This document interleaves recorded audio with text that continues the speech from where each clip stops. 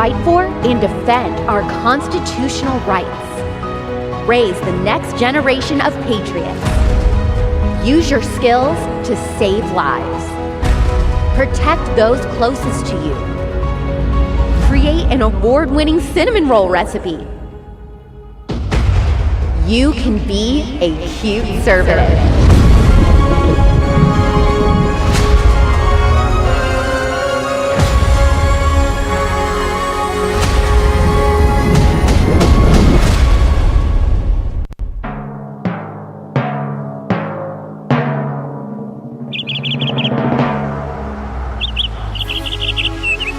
Hiya, Bobby. Hi, Ken. You wanna go for a ride? Sure, Ken. Jump in. I'm a Barbie girl in the Barbie world. Life in plastic, it's fantastic. You can brush my hair, undress me everywhere. Imagination, life is your creation. Come on, Barbie, let's go party. I'm a Barbie girl in the Barbie world. What? I'm a father now, so I can dance like a dork. None of you can tell me otherwise. I've been dancing like a dork for years. I have terrible jokes, and now I have an excuse. Now I have an excuse. How are we doing this morning? Day 4. Look at the energy in this room. It's amazing. I look at everyone dancing. What kind of a world do we live? There's bubbles? What is this? Where am I? Am I like Alex Clark's fever dream? Like after too many mimosas? Alex Clark demanded that I wear pink today. I have a singular pink shirt with some pink in it. So here we are. All right. Oh man, I am so excited to be back here. I am so happy to see all of you. And I come bearing good tidings. Bearing good tidings. Your life matters. Your life matters. All lives matter.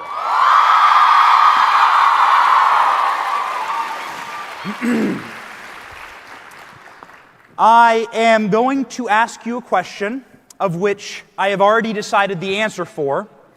And so I hope you just give me a happy response. My question is this. Are you ready to hear a sermon this morning? It is Sunday morning, and where I come from, that means it's time to preach.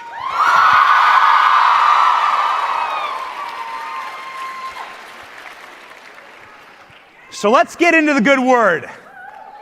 Here we go. The Bible says, and I'll let you all know, I worked very hard on this presentation. I've never in my life worked harder on a presentation, and I've never given this presentation before.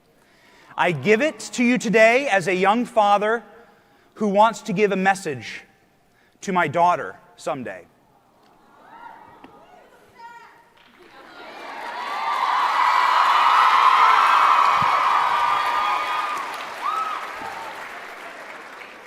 God loves you and wants you to be happy.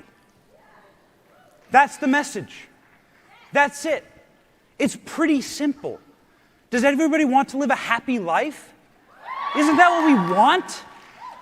In this presentation, we will talk about how to get there, how I got there in my life, and how I hope that you get there, and how I hope my daughter gets there someday. That's little Eloise. Hey. So we're going to deprogram the lies of the left. We're going to deprogram you because you are swimming in a sea of lies that they are telling you young women about yourselves. You are living in a world of pure and unadulterated lies about you and your value. And we are going to deprogram them this morning, okay? Done. So let's start. A drop of truth evaporates an ocean of lies. Let's begin.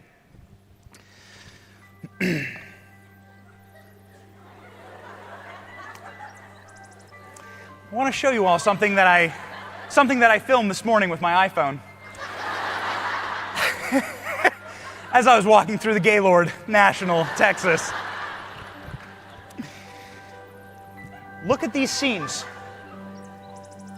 I want you to watch this for a moment. I'm showing you this for a reason, though. This is the natural beauty of God.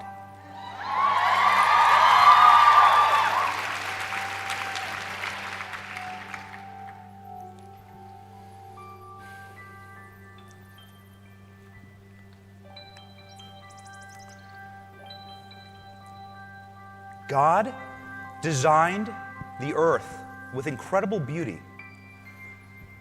He is the creator. If God designed the earth this beautiful and perfect, He also designed you beautiful and perfect.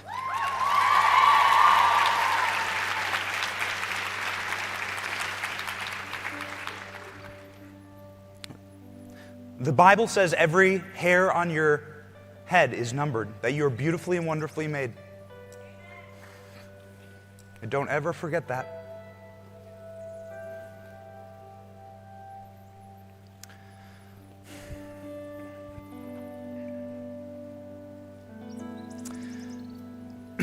I don't want my daughter to forget that, because there's an entire world out there trying to tell her otherwise. That she needs all this superficial garbage. She needs to validate herself in superficial ways. Untrue. Untrue. And that's the first lesson I want to teach Eloise. Take delight in the Lord, and He will give you the desires of your heart. Whose desire of their heart wants to be happy? Do you want to be happy? Do you want to live a happy life? God promises you that. So we're going to talk today about happiness and about how special it is that we live here in this country. Because in this country, we have a Declaration of Independence that entitles us to happiness that doesn't exist anywhere else in the world. You are entitled to life, liberty, and the pursuit of happiness. It's in your birthright as Americans. Obviously, people have human value, but I assume most of you are Americans. I met someone awesome from the Dominican Republic yesterday. You can come here too, legally. Anyway, we are the only people who, in our founding, woven into the core of our founding, is happiness. It's promised to us. And so let's break this down. Life, liberty, and the pursuit of happiness, and how good we actually are at it as Americans, at achieving these goals. Because they're trying to lie to you and tell you otherwise. They are liars. First off, life. Every life is precious.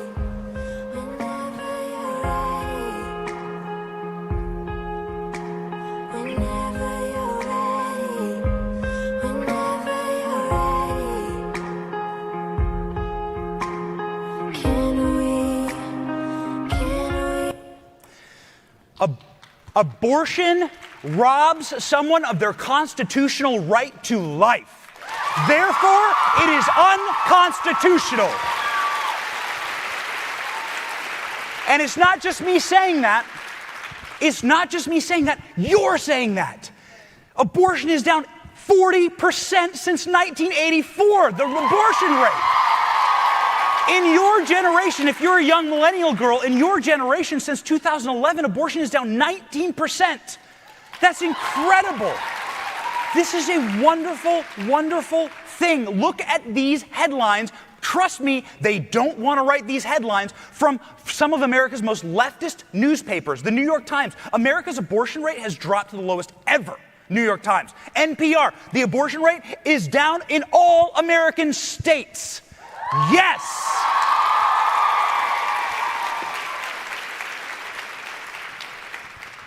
The Declaration of Independence says liberty. Look at this. Look at liberty for women. Women in education, wealth, longevity, power, and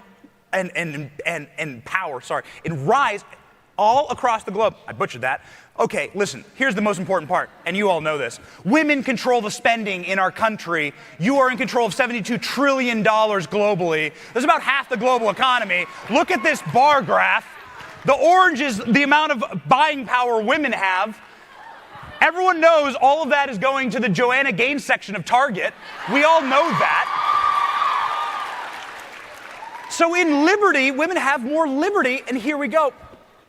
Happiness, the pursuit of happiness. How's America doing in that? Trust me, okay? This is happiness.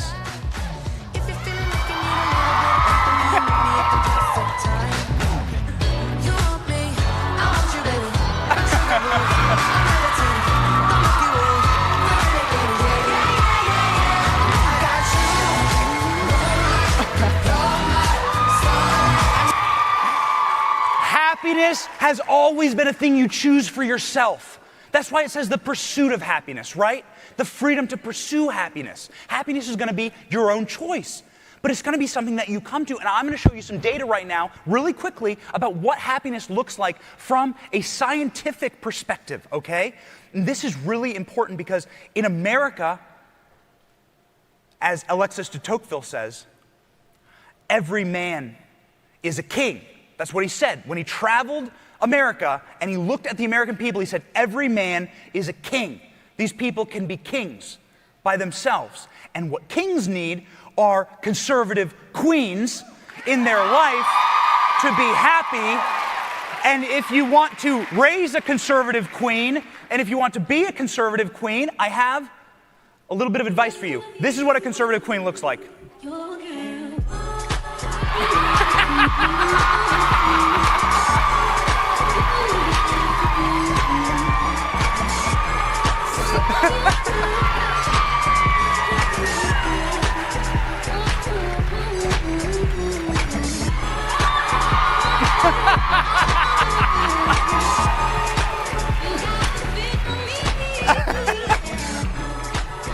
Okay, so you obviously know what makes me happy. I'm gonna be lean into that. Who's happy to not have masks on? Oh my God! Here in Texas, they made me wear a mask on the airplane. I have to wear a mask on the airplane. Boo! Boo! Look at this kid. Look at her. She's 9 months old and she's smarter than Dr. Fauci. Come on! Make her CDC director. Everyone would get a rubber a chew toy. Yeah, okay. And lots of milk. Her CDC guidance would be amazing. I get off in Texas. I rip my mask off. It's so beautiful to breathe the fresh, delicious air. Any Texans in the house? Texas is doing it right. Texas is doing it right. And you must be happy people. And I can prove that. Are you happy people in Texas? I can prove it scientifically. Check this out. This is Pew Research Center. Pew Research Center, not a right-wing research center. Trust me, okay? They say that conservatives are, on average, according to 30 years of research, wealthier, healthier. They love their jobs more. They have more friends. They're more religious. They're more likely to get married. You, conservatives, you are more likely to have children, and you're more satisfied, and you're happier in life. This is the data. There it is. I'm not just saying it. This is real. Check this out. I'm not going to drown everyone in data, but look at these. This is the indicator of happiness. The indications of happiness. Whoops, go back. Indications of happiness. Are you living a healthy life? Do you believe in God? Church attendance. Income's up there. Your age is up there. Being married is up there. But also your party ID. Look at that. I was amazed when I looked through this research. Your party ID. Whether you are a conservative is an indicator of whether you're a happy person. Isn't that wonderful? I think that's wonderful. Here's the indications of what we care about. Here are the indications of what we care about. This is Republicans and Democrats. Republicans are the dark ones. The dark square. Having free time, being married. Look at that one. Look at how much we value being married and having children. This is us. Boom. That's us. Boom. Believing in God. Boom. Love that. I love it. Ooh, it's sticky back there. Now I have sticky on my feet. The Atlantic is a dirty liberal rag. They are a vicious, awful place, and they hated writing this article. Look at the headline. Why conservatives find life more meaningful than liberals. This was their conclusion. Look at this. Conservatives tend to do things that lead to happiness, like getting married and having children and going to church. This study says that conservatives do things that make us happy. You all are happier people because you're conservatives, you live in Texas, you love freedom, you love this country, you're having kids, you want to get married. It's all in there. There's the data. So why are libs so unhappy? I asked a couple libs. I said, hey, libs, listen. I said, listen, lib, why are you unhappy? Send me a video and explain to me why you are unhappy. And a couple did. And here's what they sent in.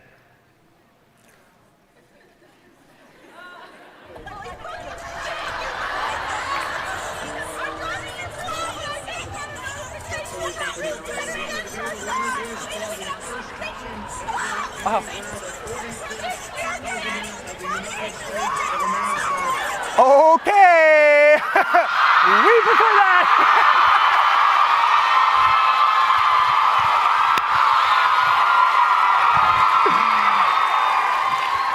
Look at her go. Look at her go.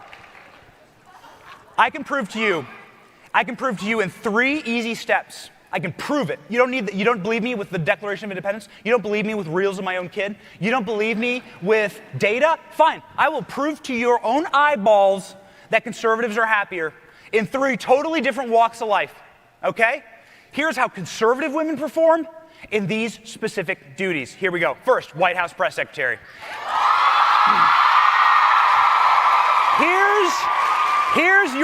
Here's your liberal option. Does the White House support that request? I did ask our team about this. You or someone else may have asked about this the other day, and I think I have something on it here. One moment.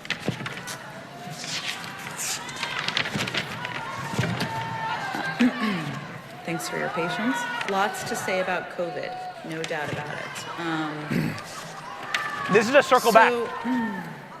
Let's see. When you ask her for a circle back, this is what happens. Let me talk to her. This is unedited. Circle back to Kayleigh. Okay.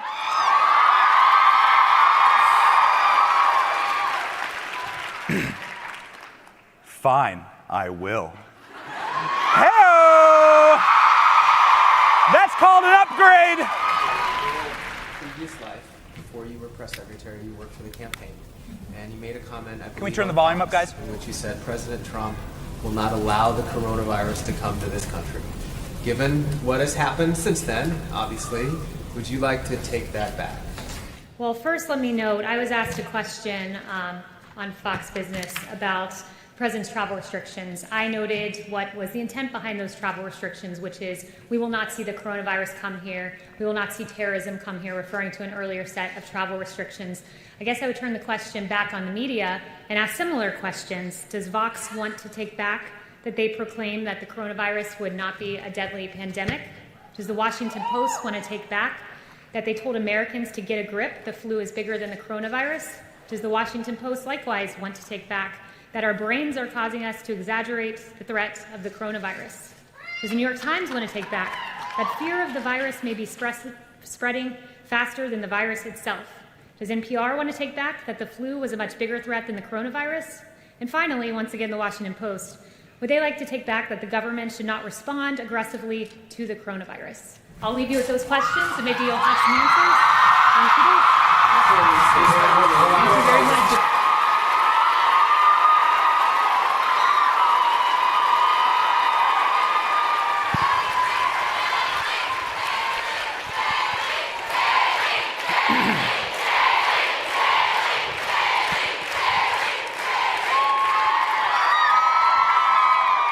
Circle back to Kayleigh, please. That's what Jen Psaki's briefing binder looks like. That is a literal photo of Kayleigh McEnany's briefing book. Look at her go. What a queen. We love Kayleigh! We do. She spoke. She's speaking. Yeah. Look at this. This was Jill Biden wearing a jacket with some lettering on the back this weekend. Okay, fine. But you're just a cheap knockoff to a first lady who wore some letters on her back before you. And when the liberal media had this to say about FLOTUS GOTUS, in an interview, here's what she said. Watch this clip from ABC News from 2 years ago. This is certainly not a president who likes to reverse course when it comes to an issue. So if the First Lady is the one who convinced him end this family separations policy, it really speaks to the role of what a strong advisor she is in his inner circle. But it was during that first trip to the border that the First Lady's concern for those separated families was called into question. All because of that now infamous jacket. Why did you wear it? I wore the jacket to go on the plane and off the plane. And it was for the people and for the left-wing media who are criticizing me, and I want to show them that I don't care. You could criticize whatever you want to say, but it will not stop me to do what I feel it's right.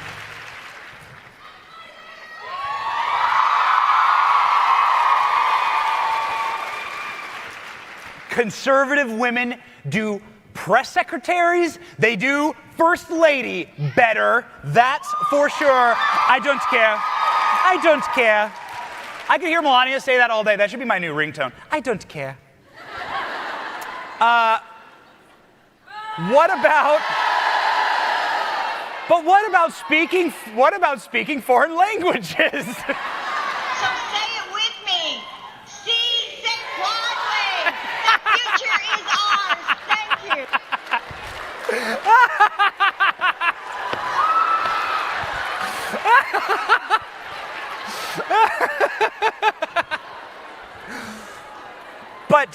But hold on, Benny, you say. Melania, she does not speak very great English, right? Oh, really? You want to watch her speak perfect French?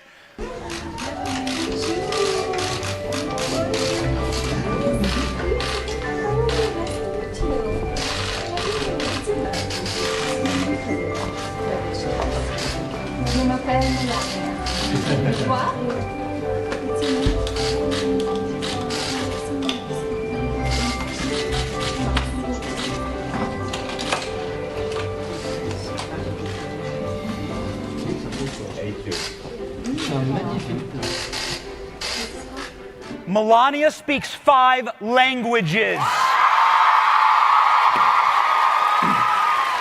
I am sick of them saying that this First Lady does not belong on the cover of every fashion magazine in existence.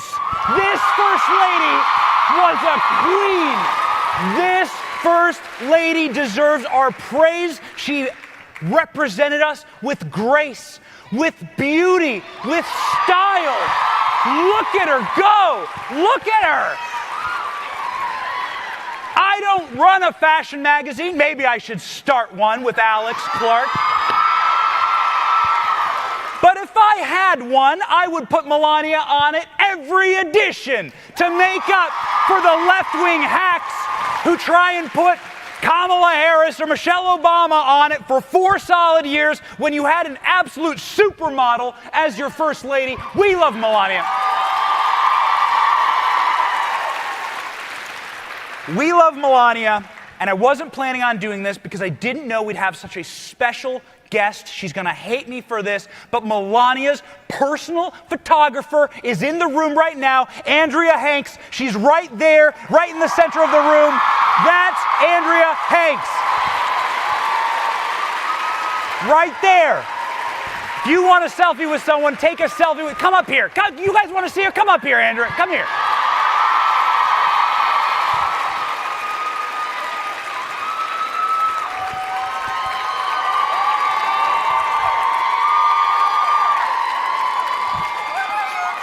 Look at her. She probably took that. She probably took that photo. What do you have to say about the First Lady? She is not only the most beautiful First Lady we've ever had, but what I can tell you is she's so strong. And you know the person that the president listened to was the First Lady. So she was his #1 advisor. And when the staff was getting depressed and we were getting down, guess who gave us a pep talk? Your First Lady, Melania Trump.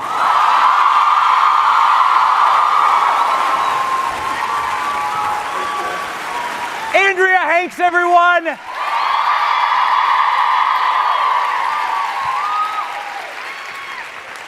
Who wants to go to this White House Christmas party? Come on. And did you take this? Did you take this photo? Yeah, she took this photo. Round of applause for an amazing job. You have Amazon versus Wish. Okay, all right. Okay, moving right on. I don't quite understand this meme. All right. Well, what about young congresswomen, you say, Benny? Isn't the left stacked with the squad? Aren't they very powerful? Well, let's go ahead and check the tape here, will we? The left versus the right. Right. Now, the economy is going pretty slow, right? There's roughly 4% unemployment, 3.9% unemployment. Do you think that capitalism has failed to deliver for working class Americans, or is no longer the best vehicle for working class Americans? Well, I think the numbers that you just talked about is part of the problem, right? Because we look at these figures and we say, oh, unemployment is low, everything is fine, right? Well, unemployment is low because everyone has 2 jobs. Unemployment is low because people are working 60, 70, 80 hours a week and can barely feed their kids. And so I do think that right now, when we have this no-holds-barred, Wild West hyper-capitalism, what that means is profit at any cost. Capitalism has not always existed in the world, and it will not always exist in the world.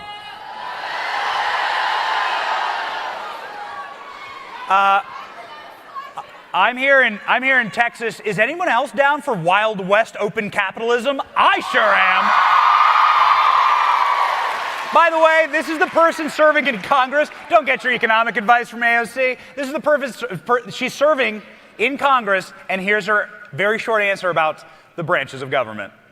Is that should we, and if we work our butts off to make sure that we take back all 3 chambers of Congress, all 3 chambers of government, the presidency, the Senate, and the House in 2020, we can't start working in 2020. All 3 chambers of Congress. Okay, cool. Definitely gonna trust you. Definitely gonna trust you to be in charge of my gulag. Yeah, right. Good job, you commie.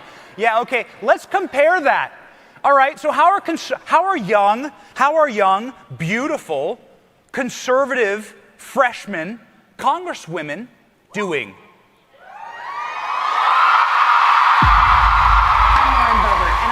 This message. Cut. That's a wrap.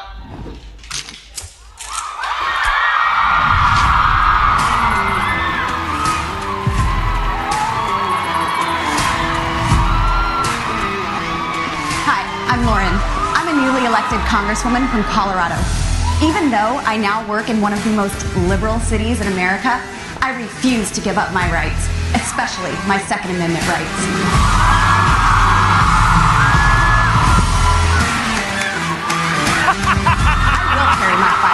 In D.C. and in Congress. This caused outrage from Democrats and the media. Why? It's our job in Congress to defend your rights, including your Second Amendment, and that's exactly what I'm here to do. In D.C., of all places, we should be encouraged to practice our rights. So forget what you hear in the fake news. Here are the real reasons why I choose to defend myself in our nation's capital. I'm a woman and a mother of 4. I choose to defend my family with all of the force the Constitution provides. DC is one of the top 10 most dangerous cities in our country. Homicide rates and violent crimes are skyrocketing here. Being a member of Congress is pretty basic. I don't go to work in a motorcade or armored car. I don't get police escorts everywhere I go. I walk to my office every morning by myself. So as a 5-foot-tall, 100-pound woman, I choose to protect myself legally because I am my best security. One of the challenges of working in DC is people here don't understand how we live in real America. The Second Amendment is part of our lives. Gun ownership is cherished, and it makes our little town safer. As a young woman working late nights at a restaurant, I learned real fast how important it is to defend myself. After a violent incident outside my business, I took advantage of Colorado's open carry laws and began to carry at work. My waitresses asked if they could open carry too. And now Shooter's Grill has mandatory firearm training and target practice available for my staff, most of whom are young women. Educated, law-abiding gun owners are the safest people in America to be around. So when anyone comes in to limit the rights and safety of my family, I'll tell them exactly what this mom thinks. I am here to say, hell no, you're not. I have 4 children, I'm 5'0", 100 pounds, cannot really defend myself with a fist. So all you're going to do is restrict law-abiding citizens like myself. So this is why I choose to defend myself and my family. Not only is it my right, but it's a right I was sent here to protect from rightful Colorado. So if you see me in DC, say hi. You're safe with me.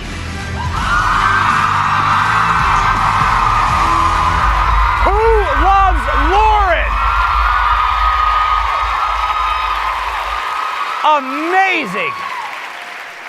Anyone from Colorado here? Colorado? Yes?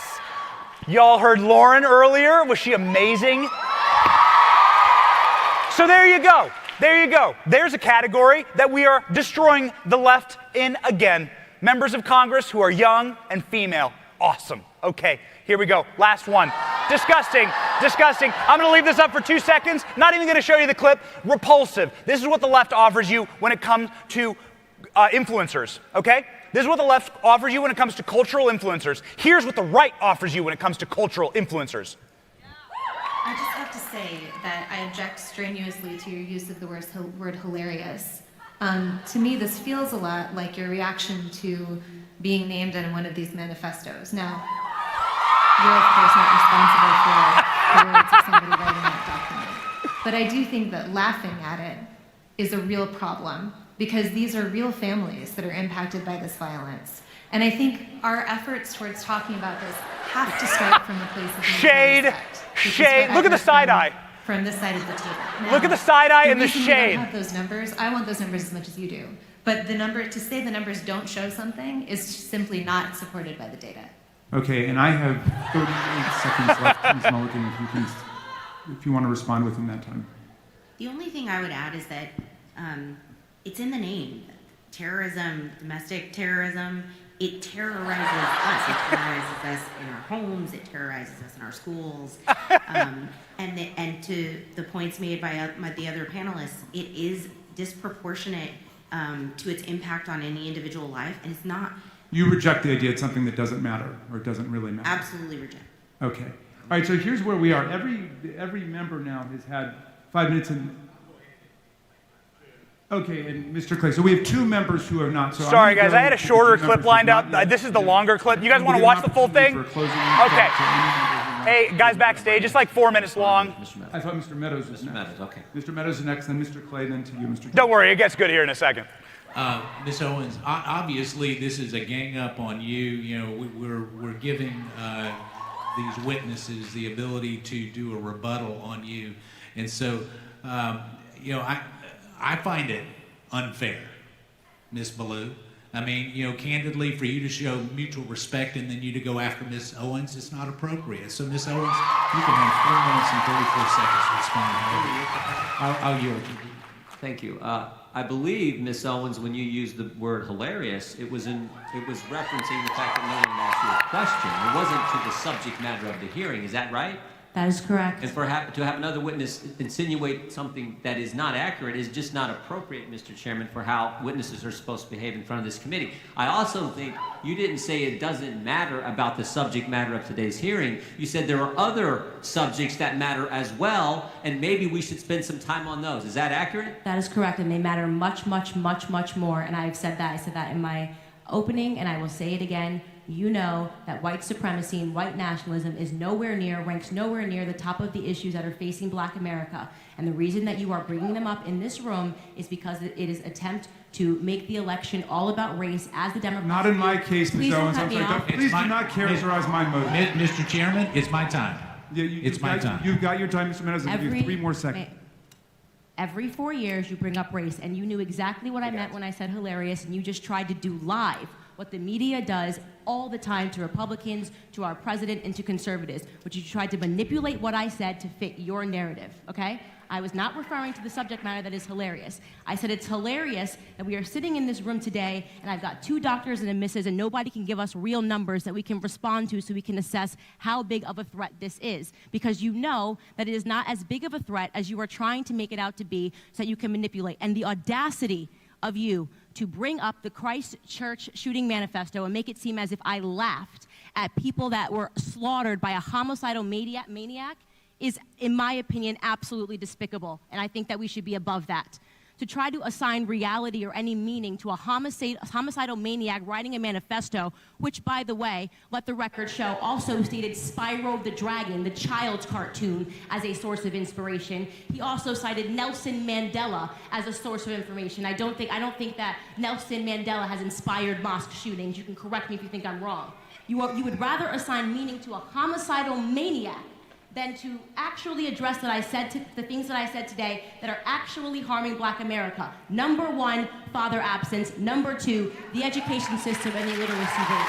And we know immigration ranks high, abortion ranks high, white supremacy and white nationalism, if I had to make a list again of 100 things, would not be on it. This hearing, in my opinion, is a farce. And it is ironic that you're sitting here and you're having 3 Caucasian people testify and tell you what their expertise are. Do you know what my expertise are?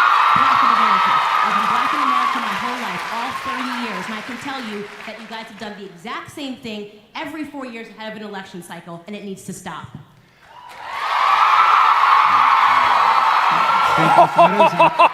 Look at Jim Jordan's face. He knows it. Look at Jim Jordan's face. Look at his face. He knows it. Are you all proud that it's Candace, not Cardi, who's our influencer? I'm proud of that. So proud of that. Candace is amazing, right?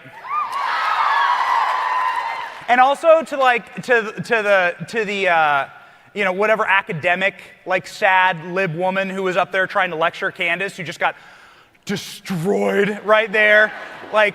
The truth is, nobody likes a woke white girl. Barf. Okay? It's true. All right. So let's wrap it up. We are entitled to happiness. God made us. God made us perfect. We are entitled to happiness in this country. We should go get it. The data proves that conservatives live happier lives. And we prove that time and time again. We prove it in a White House press secretary role. We prove it in an influencer role. We prove it as First Lady. We prove it as members of Congress. All across the board, conservative women are killing it. Now, men have some work to do, but I would argue that you want to marry a king. If you're not married out there, you want an alpha, not a beta. Trust me. Do you want to see what a beta looks like when you're walking up a military plane on a windy day? I'll show you.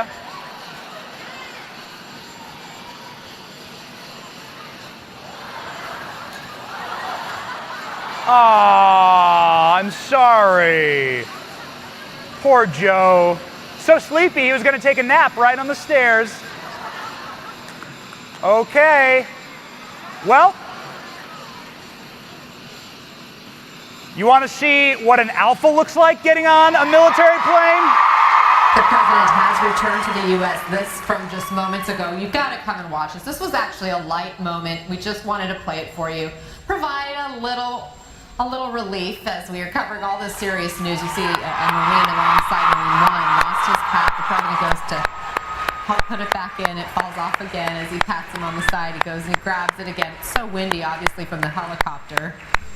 He's trying to right the ship here and help out the Marine who's standing alongside. Apparently cannot move from his current position, and then the president boards. So few people, fake news, so few people, the one piece of real news they ever published, so few people realize that alpha energy of our president, 45, Donald Trump, so few people realize the energy of the man to go back and get the hat. He's the leader of the free world, and here he is walking over, bending over, picking up the Marine's hat, putting it on his head.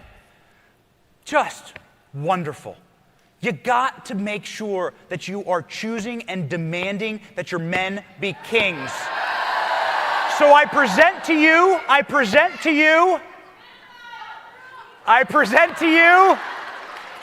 two options. You have two options. This is option number one.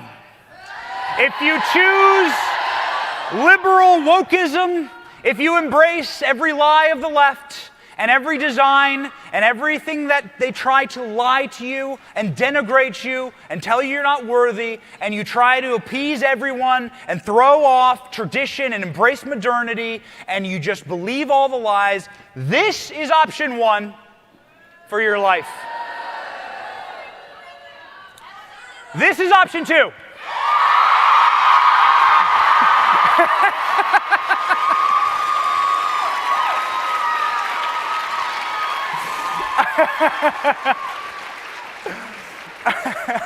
I choose option two.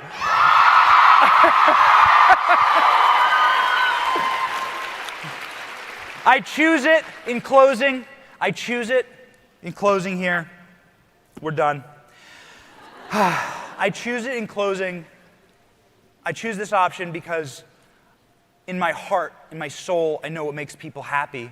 We're designed by a creator who loves us, a creator who wants us to be happy. We live so blessed. We live in a country that insulates happiness in our founding documents, that says we can go get it if we want, that says we can have life and liberty and happiness.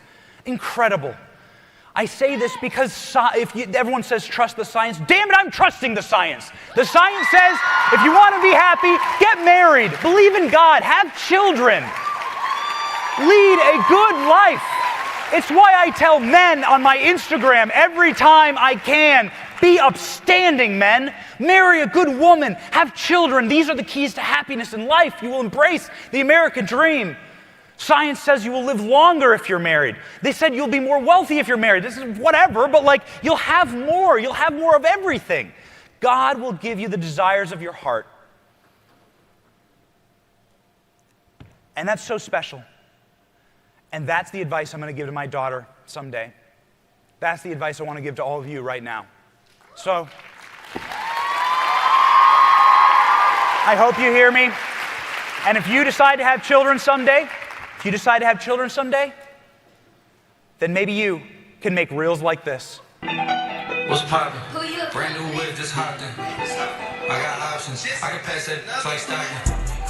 Just joshing. I'm spending this holiday locking. My body got rid of them toxins. Sports in the toxin. I can put a ball in the end zone, put a bet in the friend zone. This shit sound like an intro jet song. Give me that tempo. So cool, he'll fool this shit. Told her don't let her friends know. You tell them to come out. I move like a dime. Eating fettuccine and Vincenzo's. Me and my amigos got that free smoke on the West Coast. Yeah, I'm talking about.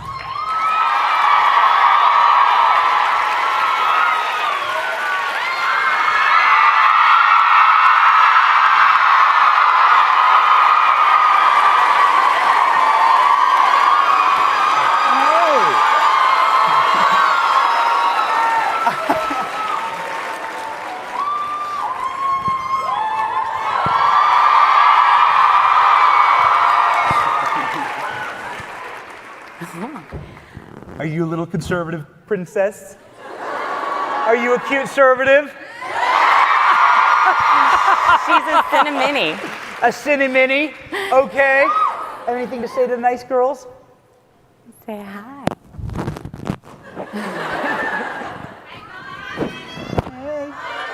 Hi. She's still smarter than Dr. Fauci and AOC.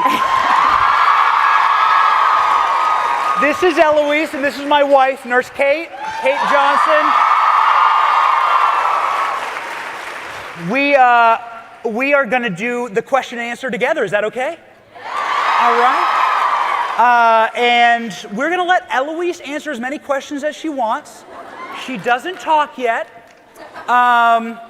Maybe Anthony Fauci could take a lesson from that. But we're going to let her kind of crawl around on stage. Maybe she, if she comes to she's very nice. If she comes to the corner, maybe, I don't know. We'll see. Lauren's here. Lauren Tonsich, by the way, put on this amazing event. A round of applause for her. Step out of get into your Barbie box, Lauren. Come on. This is Lauren. Everyone knows Lauren. All right. So I think the first time ever, a question and answer with a 10-month-old in Turning Point. She turned 11 months today, actually. Okay, 11-month-old. Hey. Okay.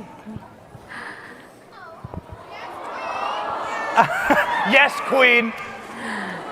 By the way, hey, you, look at that. Yeah, she's very happy. She's wearing pink, by the way, for Alex Clark. So we brought her a little pink outfit. Ooh. Okay. I think we're ready. Yeah. Okay. This is going to be what it's going to be. Yeah, it's going to be what it's going to be. People, live your values, all right? You can't go up here and talk all about family values and how you want people to have kids and outbreed the left and everything like that if you're not doing it yourself, if you're not living your values. So let's go. Oh, cool shoes. Thank you. And how do you handle with your hate, and how is Eloise so cute? You want to take the cute question? Yeah, well, she looks just like her dad, so, I think I lucked out on this one. How do I'll take the hate question. I don't read the comments, man. Like, I don't read the comments. Long time ago, I got trapped in an elevator with Sean Hannity, long conversation. But it was very early in my career. And Sean Hannity is like, okay, well, we're trapped in this elevator. Here's my best advice for you. Don't read the comments. Like, you do you. You keep going. Know what's right in your heart and pursue that. And, take that on. And if you want to peep at the haters, fine. If you have haters, it means you've done something with your life. It means you've stood for something, damn it. It means you've pissed off the right people. If you're pissing off the right people, that's great. That's great. So keep doing that. I know you don't have any haters with those sweet kicks. She's got light-up shoes. So cool. Amazing. Come here, show everyone those shoes. You gotta see these things. Oh, they're American flag shoes too? They're amazing. Oh, they're awesome. Very fly. That's awesome. Very fly. Eloise will be wearing those in 15 years. Thank you. Hey, you. Hey. Hi, guys. So first of all, I just want to say thank you for being an example of a conservative family. I just got married on Valentine's Day. Oh, congratulations! And so it's just so nice to have people to look up to. I want to have a super conservative family, and I just look forward to those days. So my question to you is, how do you keep your private life private, and what has that balance been for you? And yeah, that's my question. I think that's a really good question. I'll start.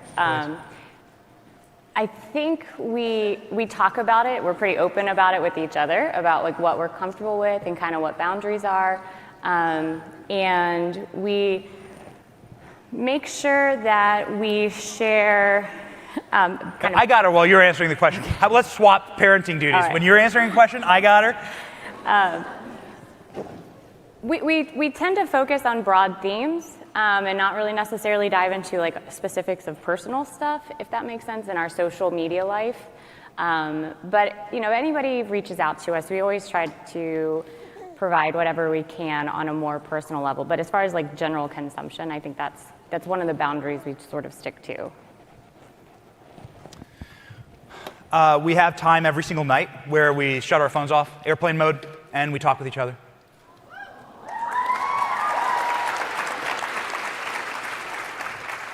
And then I flip the airplane mode back on. What memes did I miss? Oh my gosh.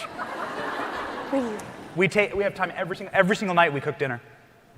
If you follow our Instagram, you know that. You know. But like every single night we cook dinner together. We shut our phones off and we like. And we go for a family walk. Like we go outside, we get some sunshine together, and we, do some activity together, which I'm a big proponent of. And that togetherness, that alone time, where it's just us. I mean, you guys, I'll film like a minute of our walk, but typically our walk in our dinner time is kind of like our time. Sorry, Mosaic Productions. Eloise is smashing your clicker here. I'll pay for it. Mosaic Productions, by the way, is the production house that makes all of this happen. They're incredible. Please follow them on social media. They're amazing people. None of this is all the aesthetic. Isn't this conference beautiful? It's beautiful. These are the people who get it done. Okay, next question. Hi, thank you guys so much for being here. I absolutely adore you guys. So I just graduated and got my degree in political science from California State University, Sacramento. And I just received a full-time position with Turning Point USA. I started in the fall. Do you have any advice for young conservative women who are about to move to a new city where they've never lived? I'm actually moving to the Bay Area, so hit me up if you want to start a chapter. Any advice for a young conservative woman who's about to move out on their own for the first time to a new city? I am excited, but also, a little nervous. A young conservative woman moving to a big liberal city? Well, Kate, you did that. Find a church. Find a church that you can belong to and get involved with. That'll give you a community, a built-in community, people who love you, who share your values. I think a lot of times that foundational value piece is what we're really searching for in connection. So find a church would be my advice. This is too cute. You'll see this on the gram soon. Oh, there she goes. Okay. Like pigeonholing that just really quickly. Is the questioner still there? You're really important. You are something I learned way too late in life. You are the average of the 5 people you spend time with. So make those 5 people excellent. It doesn't matter where you live. Like, you will absorb from those close friends and you will become like a person inspired by them and you'll become them. So if you're surrounding yourself at this conference, who's met a great friend here? Who's met someone that just this weekend that they're Sergio, just this weekend that will become a lifelong friend? Probably. And that person, you'll absorb their energy and their happiness and their joys and their hurts, and you'll become like a good person. So if you're surrounding, you want to see your future, look at the future of the people you're hanging out with. So that's, regardless of city, find good people. Yeah. Look at her go! Go, baby! She walked. Okay. Yep. Yeah. Hi, Benny, Kate. Hey. My name is Shaida. I am from Maryland. And I have a quick question. I'm a aspiring commentator.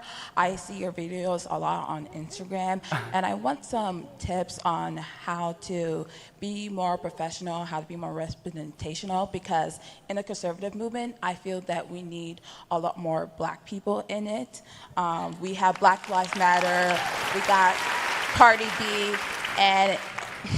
and all these Hollywood liberals who are just Black and do not represent the Black community. And I just recently started my own podcast called This Is Her America. You can check it out. Nice. Spotify, Patreon, locals.com.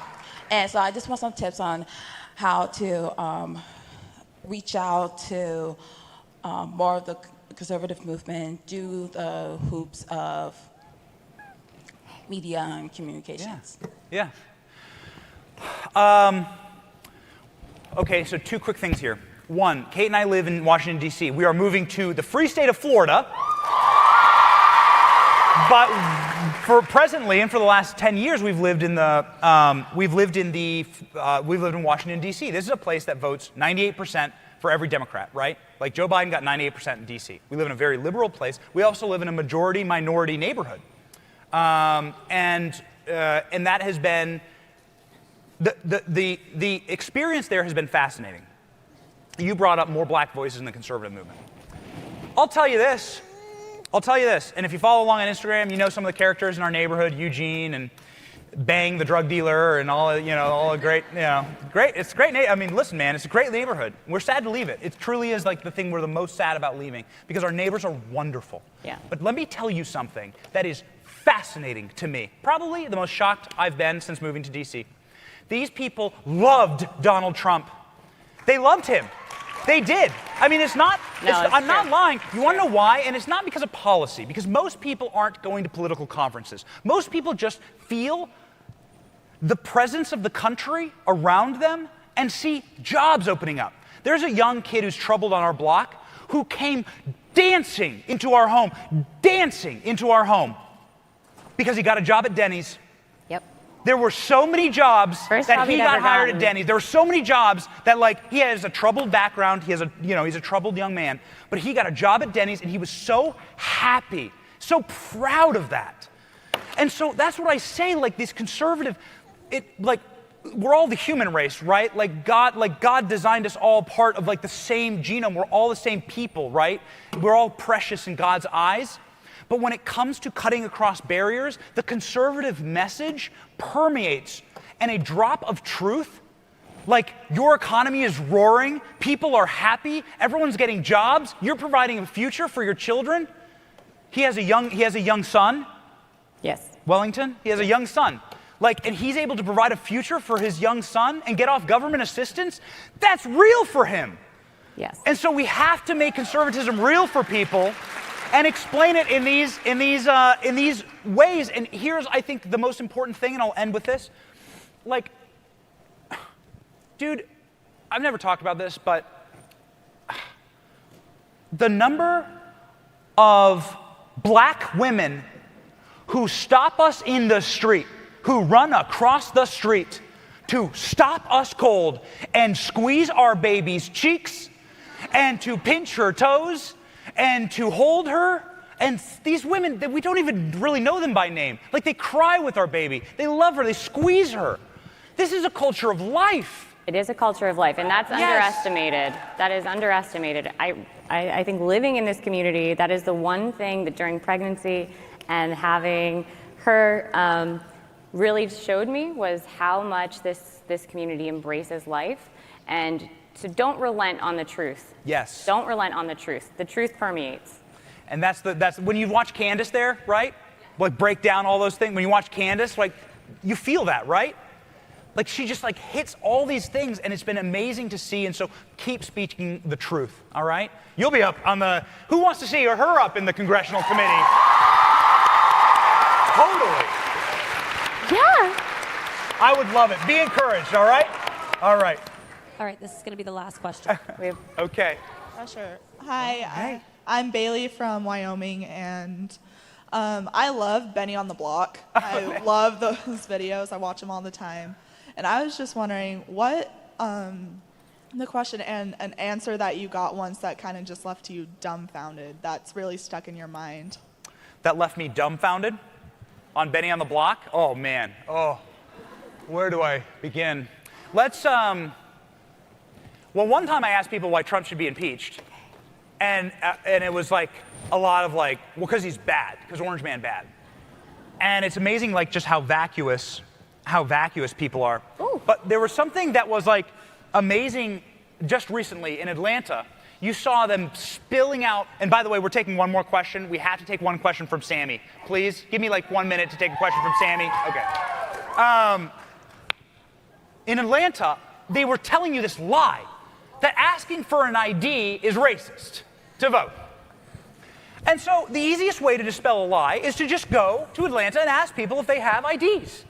And if they think it's racist when you ask them for their ID. Now, fascinatingly, I had to use my ID to get on the plane, use my ID to get down there to check into my hotel, the Uber driver checked my identity at the airport before picking me up, but nonetheless, the left lies and they lie for power. And so I went down to Atlanta And I'm just, I just stand around and film whoever walks up to me. Some woman comes up to me and goes, I'm homeless. I live under a bridge. And I have an ID. I'm going to show you right now. Now, she was drunk. And she was 2 in the afternoon, and she was wilding, and she was having a great time. And she was so proud of her ID. I talked with Hustle Man. I mean, you can find the episode. It's like it's done like a couple million views. But like, Hustle Man comes up to me. He was like so proud of his ID. And so it's just those answers shocked me because it was so out of step with reality. The left lies for power. And to go in with the theme of this talk, the power is to try to get control over you and control over your mind. Do not let them do it. Do not let them do it. Do not let them spread these lies. We need more truth tellers and more people who embrace like the truth, the literal truth. And so that's why I do the show, Yeah, to go tell the truth. Yeah. So anyway, yeah, to the I guess the homeless woman who's proud of her ID, we're here with you. All right? All right. Thank you. Oh, look. Hi, Sammy. There you go. Who wants to see Eloise as a SAS speaker? Okay, all right. All right, Sammy, we're past time, but Sammy, real quick. Hi, I love you guys. You already know this. I love y'all's family, and I love everything that you guys stand for. What's something that you guys have as like a family rule or family values that you want every conservative to kind of stand for? Oh. She wants to be on the podium. Here you go. What is something that, repeat the end of the question, what is something that we think? Something that you guys stand for that you think every conservative should kind of strive for when building a family, having a marriage, things like that. Mm-hmm. Go. I think with all things, lead with love. So in our family, in your marriage, in your parenting, in your community, lead with love. And love isn't necessarily this like wishy-washy, like, oh, permissive, all things are okay. Love is sometimes, saying the hard truths and saying realities and being willing to be the person who's taking the brunt because you are speaking truth. But lead with love. In your whole life, you can't go wrong. My grandmother gave me that advice. She's been married for almost 75 years. So I think it worked for her. I mean, I would say this to a men's conference, but I just got to give a response as a man. I can give you some wishy-washy response, but I'm going to give you the real news. Like, I'll give you the real response. Like, men. Hey, you. Hey. Here we go. Marry a good woman. Don't cheat on her. Like, don't be addicted to pornography. Stand up for your family. It's the most precious thing in your life. And if you start looking at the world that way, then you'll suddenly be really proud of your family, and you'll honor your wife, and you'll be a good man, and you'll live a happy life because your wife will be happy. And she'll be happy when you come home, and when you come home to Eloise, she'll run and meet you at the door. And don't you want that? Isn't the rest of the world superficial? What could be better than that? I promise you there's nothing better. And all of the nonsense and garbage you can get from your phone and from culture, none of it's trash. It will lead you to be unhappy and miserable and old and with no one who you love. And so reject modernity, embrace tradition. There were some things your grandparents had right. Her grandparents have been married for 75 years, and they love each other. And so, young men, that's what I tell them all the time. Yeah. And so we live that life, and we live our values, and we would love to get a selfie video with you all. Can we do that before we leave? Yeah? All right, here we go. Young Women's Leadership Summit, Turning Point USA, special guest Eloise. We're spinning.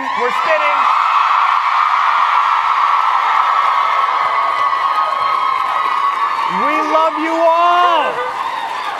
Patriotic, meme queens, and conservatives. Thank you so much. Thank you. Eloise, thanks you. Eloise, wave bye. We'll be right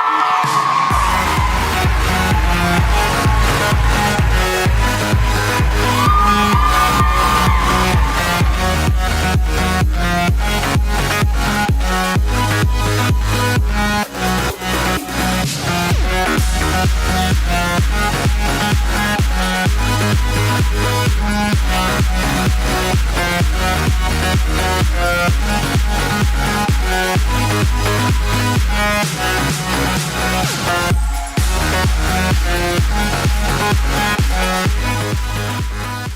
ministry that I founded to primarily fill gaps in the pro-life movement. One of the things that was said to me by my boss when I left Planned Parenthood is that I had made an enemy of one of the most powerful organizations on the planet. But that's such a lie, because the most powerful organization on the planet is the church. You can be the deciding factor between life and death.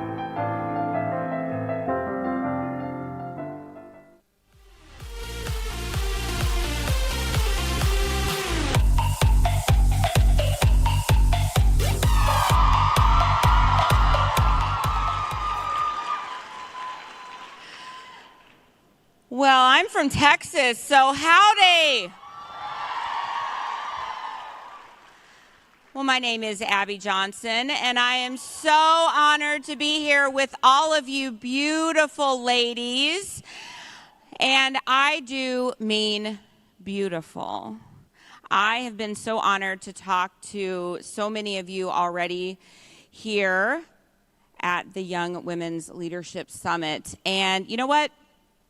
I am convinced that conservative women are the most beautiful women on the planet. And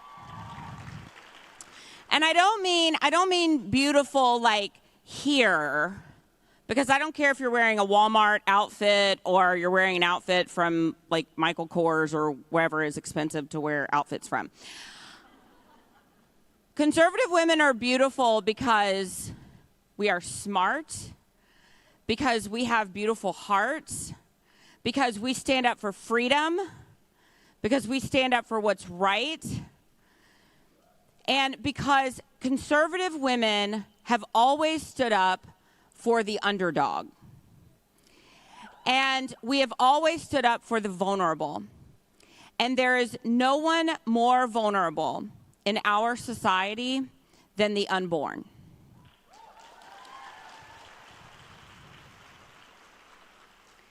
And that's what I'm here to talk to you about today. Of course, most of you know my story. I worked as a Planned Parenthood clinic director for 8 years. I left my job in 2009 after witnessing a live ultrasound-guided abortion procedure. I saw a 13-week-old baby fight and struggle for his life against the abortion instruments. And I knew then that there was life in the womb, there was humanity in the womb. And I knew if those two things were true, then I was on the wrong side of the debate. Ever since then, I've been fighting to not just make abortion illegal. That's one step that we must do.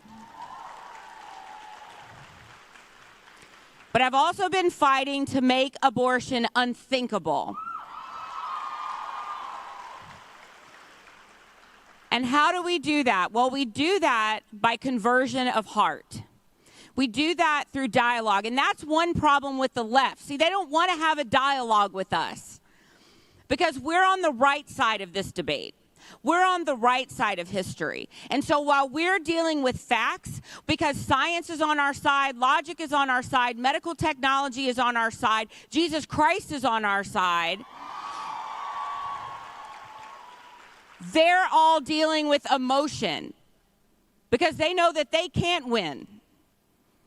And all of the facts are on our side. And so they don't want to have a conversation with us. They don't want to have a real dialogue with us. But we know that conversion changes our culture. And that's what changed me. A conversion is what changed me on this issue. That's why I'm standing in front of you today, because I experienced a powerful, powerful conversion. You know about my organization, And Then There Were None. We help get abortion clinic workers out of the abortion industry into a life of hope and healing, and hopefully into a relationship with Jesus Christ. And we have helped 600 abortion clinic workers leave the abortion industry and come into relationship with Christ. And what we didn't expect is that we helped 7 full-time abortion doctors put down their instruments of death and come and fight for life.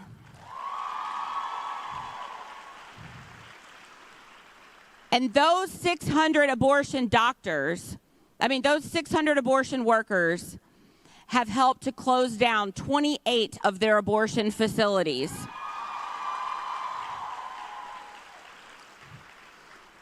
And so most of you know about that organization, but what I want to talk to you today about is Pro-Love Ministries, and that's a new organization that I started about 1.5 years ago. And then There Were None is trying to end abortion from the inside out. Pro-Love Ministries is trying to end abortion from the outside in. And we're trying to fill gaps in the pro-life movement. One of the gaps that we saw was we needed a 24-hour crisis hotline. So that's what we started. We started a hotline called Love Line. And I want you guys to know about this crisis hotline because you may find yourself one day in need of this hotline. You may have a friend one day that is in need of this crisis hotline. You may be checking out of your hotel today, and you may find that the woman checking you out of your hotel is in need of this hotline. So I want you to know about this hotline. I want you to be familiar with it, and I want you to be able to talk about it.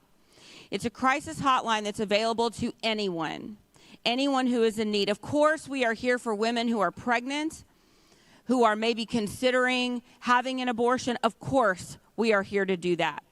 And we have almost 100% save rate for women who contact us and are considering abortion.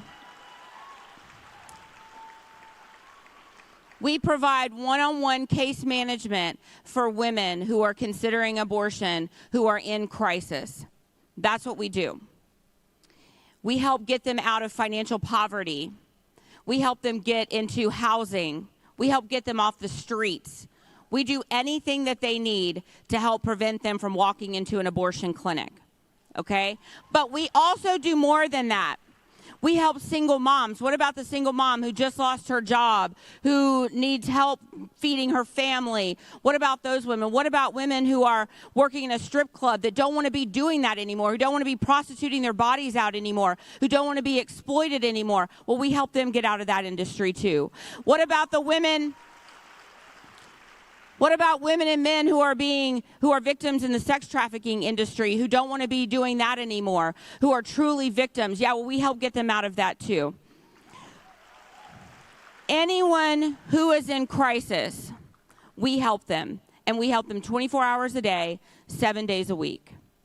So if you ever encounter someone who needs help, or if you yourself ever encounters, maybe one day, look, I myself have been in crisis pregnancies before. And I was a woman just like you. I was a church-going girl. I was in college. And I found myself in a crisis pregnancy. And instead of turning to people who I knew would help me, I turned to the abortion industry. And I don't want any of you to ever feel like that's your only option. Because you know what? You don't have to choose. Because we are stronger than that. Women are stronger than abortion. Women choose abortion when they feel weak. And we are not weak women. We are strong women. We are strong women. We don't have to choose between being a mother and getting our education. We don't have to choose between being a mother and having a career. We can do both if we want to. And you know what? If you don't want to do that, if you just want to be a stay-at-home mom, that's the best thing you could ever do in your whole entire life, okay?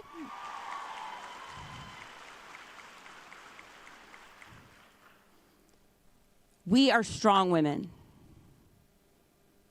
Be a strong woman. And know that if you ever need help, we at Loveline are here for each and every one of you.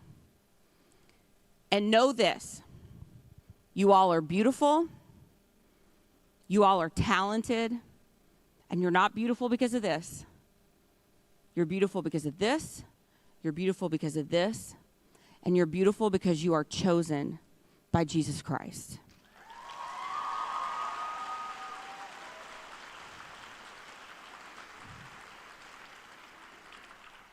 And I'm going to leave you with this. Always know that it's okay to change your mind on something that is important. And there is nothing more important than protecting the unborn. Thank you all so much, and God bless you. And we have free T-shirts. We have free T-shirts. Oh, okay.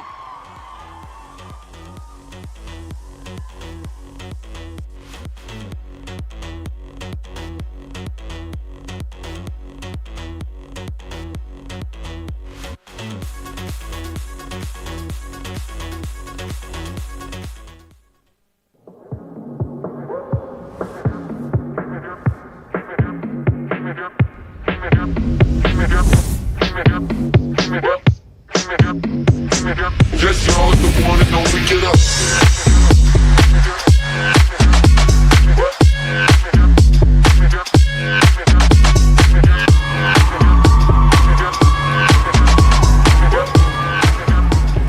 Good morning, ladies. It's so good to be here with you at Turning Point USA. This is the Young Women's Leadership Summit, and this has been all about leadership, and I have just absolutely loved meeting so many of you, and you have come up to me throughout our time here and have really inspired me with your stories of what you want to do with your life, what you're already doing, and I know that all of you here today want to have influence. You want to use your voice. And as I was preparing to speak today, I thought to myself, well, I could come out and talk about the Constitution, which I love. Yes, we all love, right? Yes, America, we love our flag. And I could talk to you about election integrity, which we need, right? Yes, we absolutely need. But you have actually inspired me to tell you a story of influence. And it's something that I don't talk about that often, but I'm going to share it with you today because it's really important. The question that you have asked me as you all have sat here in this room and have come up to me has been, how do I share my voice? How did you go through law school? How did you get to where you are? And the question really should be, what motivates you? And that's the question that I want you to consider today. What motivates you? Because as you're sitting here, you want influence and you want to use your voice. We've all taken the selfies, we've all taken the Barbie box picture, right? We've all had so much fun. But I want to tell you a story of the things that have influenced me in my life. Because as we go through life, the most important influence in my life has been learning to trust the Lord. And absolutely, and has been learning to trust the Lord through the difficult circumstances. Because you see, I never intended to be here, ever. If I had tried to plan my life, I would be a prosecutor in Colorado in a tiny county doing the work of victim advocacy. That's what I wanted for my life. That was my intention for law school. And at 14 years old, which I know is actually younger than I think all of you in this room, I was inspired to go to law school after spending a week learning about the law, and I fell in love with law. Don't ever think that God can't give you a calling at a very young age, but trust Him with the path. I had no idea what God had for me. And so at 14, I knew I wanted to go to law school. But then at 17, I was the victim of a sexual assault. And I don't talk about this very often because it's not pretty. And that changed my life. And it made me want to be a prosecutor. It made me want to go into victim advocacy and work with young women who've also been victims like I was. And I had all of the questions of, Lord, am I still pure? Will any man like me anymore? What did I do? I mean, all of these things that if you know someone or you yourself have ever been a victim like that, you understand those questions. And you understand how deeply and profoundly it changes you. And I had to go and testify. I had to obviously report. And it was the most difficult thing that I ever went through. And through that experience and through the mentorship that I received from the prosecutor on that case, he told me something very important. He said, Jenna, my job is the best job in the world because my client is justice. And that stuck with me, and I wanted my client to be justice. So I intended to go to law school and be a prosecutor because that was everything to me. And I put as my highest value justice. And justice, of course, is an incredibly important aspect of the character and nature of God. But justice, true meaningful justice, is nothing without truth. And I still had to learn that. So as I went through college and I was intending to go to law school, obviously the case progressed. The perpetrator received his sentence, and there was a civil case as well. And so I had to go and testify for that as well. And of course, on the civil side, the only thing that the court can give you to say, we're going to make this right, is money. And I went and testified, and I told the judge my story. The other side was so profoundly disturbing that they didn't even send a lawyer to defend. So it was just me, my lawyer, and my parents in the courtroom. And I told the judge my story. And then after that, he looked at me and he said, so you're asking for this amount of money. I have a question for you. Do you think that that's fair? And I'm 19, 20 at the time. And I just paused. And I looked at him and I said, I don't know. Honestly, I don't know. And I said, that's what my lawyers advised me. All I can tell you is I don't think that the amount of money matters. What matters is justice. Absolutely. And he looked at me and kind of laughed almost like in a surprised way and said, I think that's the most honest answer I've ever heard in this courtroom. And instead of giving me what I had asked for, he gave me the most that he could under the statute, which was amazing, right? And that was a huge win, technically, under the law, right? But as I went back and I was praying about life and this working through and processing through this trauma, and thankfully I have amazing parents, I have an amazing family. For those of you who your parents have raised you in a Christian home, be thankful and grateful for that. Just grab onto them. They are your best friends. My mom and my dad are still my best friends. And as I sat here processing this, I was at the time a student at Cedarville University. That's where, does anyone go to Cedarville here? No? No? Okay, maybe Liberty? Woo! Okay, awesome. Yeah, well, Cedarville's another Christian college out in Ohio. My older brother had gone there, so I kind of followed in his footsteps. I ended up graduating from Colorado State because they didn't have a journalism program at the time. Yeah, yay, go Rams. Okay. And so I was there, and this was God's timing in my life, because as I was at this Christian school that I ultimately wouldn't graduate from, I talked to the then president of the university after a chapel service, because he spoke much like this audience today. He spoke and said something that always stuck with me, where he said, if you want to have influence, look at what the person of Jesus Christ did. Yes, he obviously evangelized. We are taught, go into the world and preach the gospel. But he had disciples. Make sure that you are making disciples of men. For all of us who are so concerned about the numbers and the following and the likes and retweets, I'm going to ask you to put that aside for a second and to consider what motivates you. Because it should be, if you really want influence, it should be discipleship in Jesus Christ. Because he told me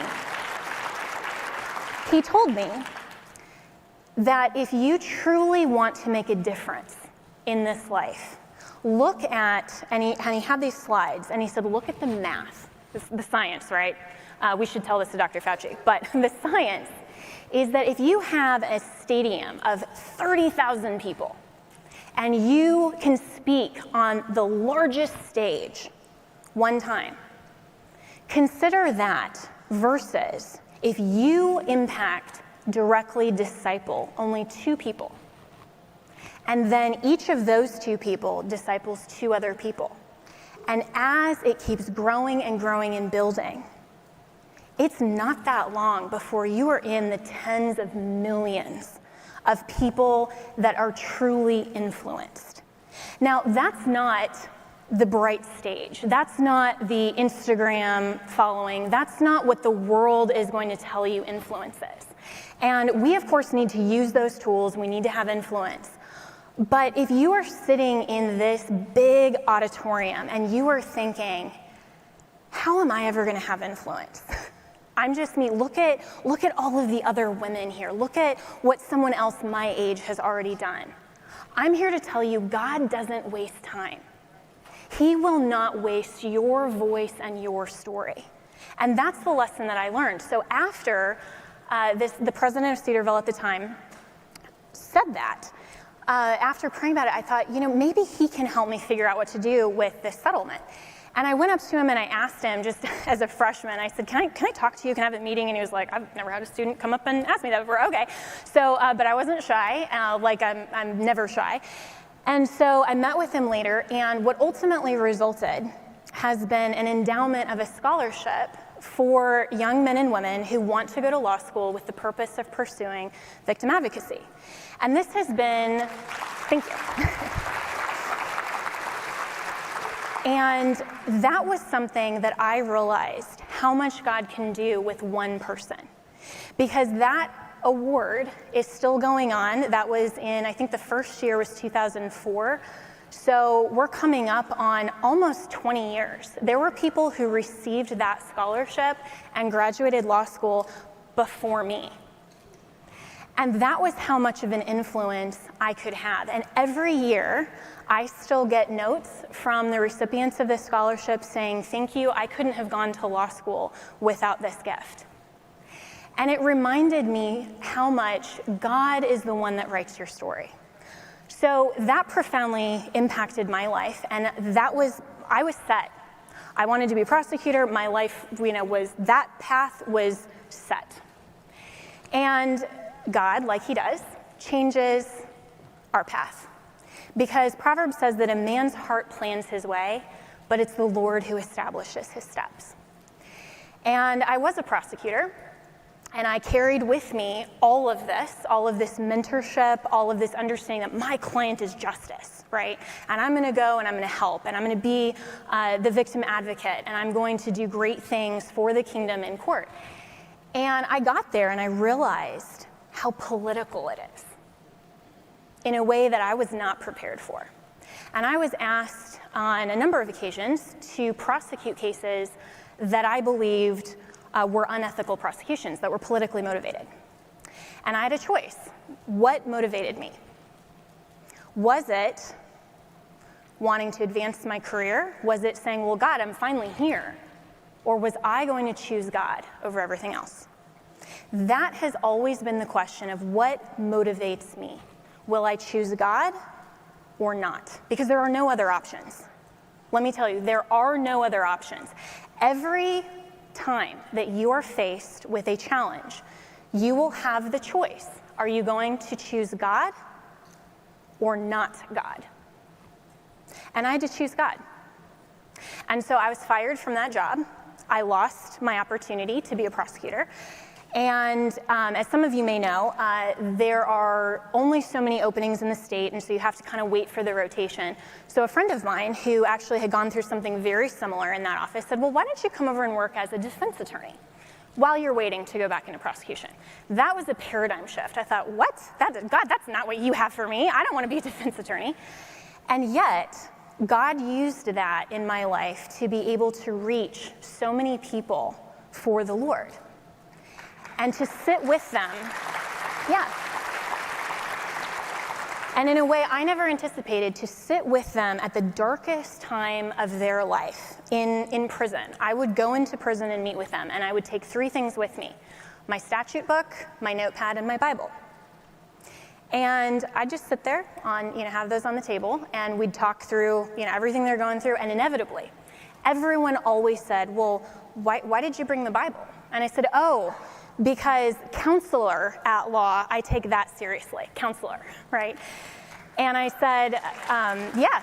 And I said to them, well, you are facing the most difficult challenge in your life as well, because a lot of these people, I found out, were being prosecuted politically, or there were offenses that they were overcharged. That's a common tactic of DA's offices. They will overcharge so that they can get a plea bargain because you don't want to risk trial. So I said, you're going to have to go through the greatest challenge probably that you've ever faced.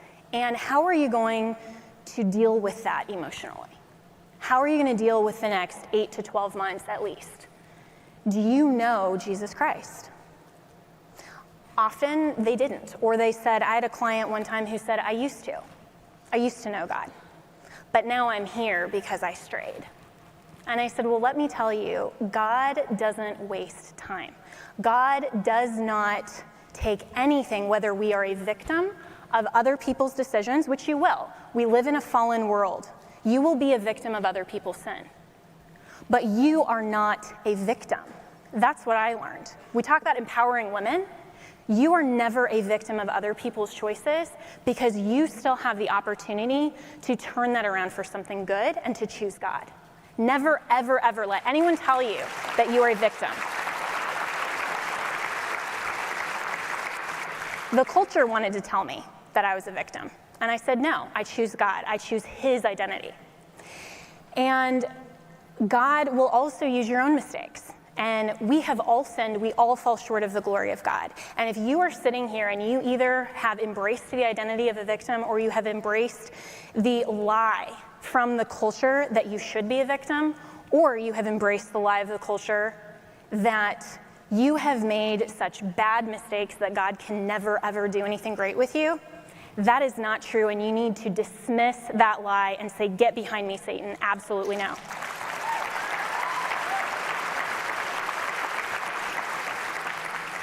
Because God doesn't waste time, and you have the choice. What motivates you? Are you going to choose God, or are you going to choose something else? So in my time as a defense attorney for a number of years, that gave me the opportunity to go back to something that had really bothered me in law school. This might surprise you. I hated constitutional law in law school. Absolutely hated it. And it's funny because everybody knows me as, you're the constitutional law attorney, and I'm thinking, God has such a sense of humor, because I hated it. And it was my worst grade in law school because it didn't make sense to me. It did not make sense that, as Abby Johnson just said up here, when we're trying to make abortion unthinkable, the Bible says that God doesn't change. He is the same yesterday, today, and forever. So how can it be that pre-1973, that states could have limits on the hideousness of abortion? And then suddenly now we're finding some right that is in the penumbra of the, in between the lines of the Constitution, just because a majority of the Supreme Court says it is. Well, moral truth doesn't change. So how can I go into a courtroom and say that and have a judge not tell me, well, Ms. Ellis, I don't believe in the Bible, so take your stuff to the church. That's what a lot of people tell me. Go and preach in the church, not in the state. Separation of church and state. So I had to come up with a better argument.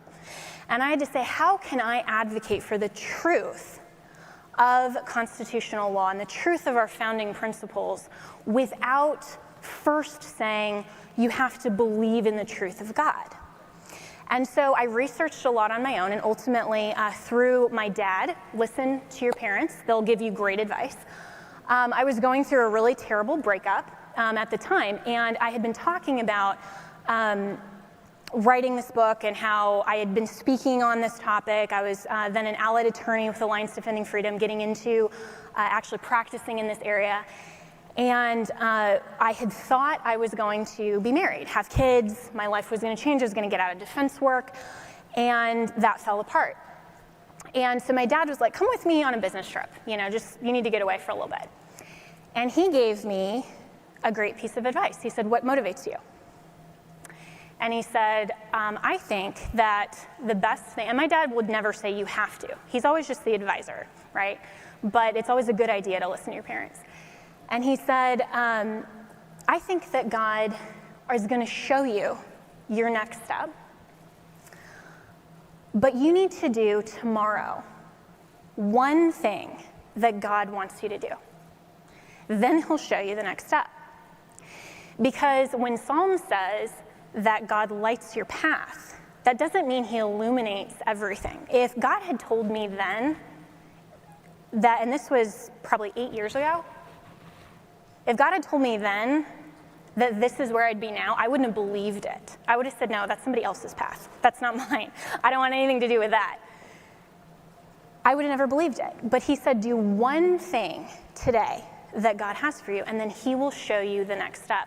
And he said, and if I can suggest something, Jenna, you need to write your book. You've been talking about this for a long time. I think that's the one thing that God would have you to do. That summer, I spent the entire summer sitting at a Starbucks writing my book. And through that one thing, I then became a professor at Colorado Christian University teaching, yay, go CCU, teaching young men and women about the truth of the law and how it's not arbitrary and how you can be advocates for truth. And that completely changed my path because God had used the suffering in life to change me to where he wanted me to be. And at every single open door, I had the choice, do I choose God or do I choose what I think I want, not God, right? And so at every point, I started doing media. I started doing interviews about my book. I called up local radio stations and said, hi, would you have me on? I had a degree in journalism. I had done written media. I had no media experience at all. And I just started talking because I had something to share and something to say, something that motivated me. Because you see, I learned that justice is not the highest value of the character and nature of God. As much as I wanted it very deeply at age 17, I learned that true, meaningful justice can't happen separate and apart from truth. And truth is the personification of Jesus Christ. And that we have to move forward proclaiming truth. So my life became, I am going to speak truth in every possible opportunity I can.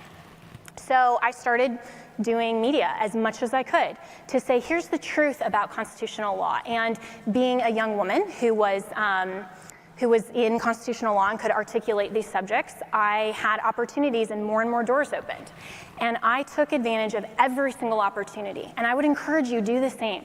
It doesn't matter if it is a group of 5 people or 10,000 people. I would rather talk to 10 people who are actually listening and want to learn than 10,000 people who just want to get an Instagram selfie, right? That matters because influence is education. And you never know who is listening. And as it turned out, a couple of years later, I got a call on a Sunday afternoon from a 202 number. And some of you may recognize that as DC. Well, I'm a Colorado girl. I'm a 303. So I was like, that's spam. Woohoo, yes. And I'm like, that's spam. It's a Sunday afternoon. Who cares? They left a voicemail. Thankfully, I listened to the voicemail. And it said, hi, Miss Ellis. This is the White House operator. The president is reaching out to you. He would like to talk to you. Could you give us a call back when you have a moment? And have you ever seen that movie, The American President? With, Michael Douglas and Annette Bening when she's like making fun of it. She's like, oh, stop, you're just, that was my moment where I'm like, this is deja. I've seen this movie before. This is not real life. So I call back and I'm like, hi, this is Jenna Ellis. I think you have the wrong number, but I wanted to make sure. And they said, oh no, President Trump would like to speak with you. Could you hold on the line for a moment?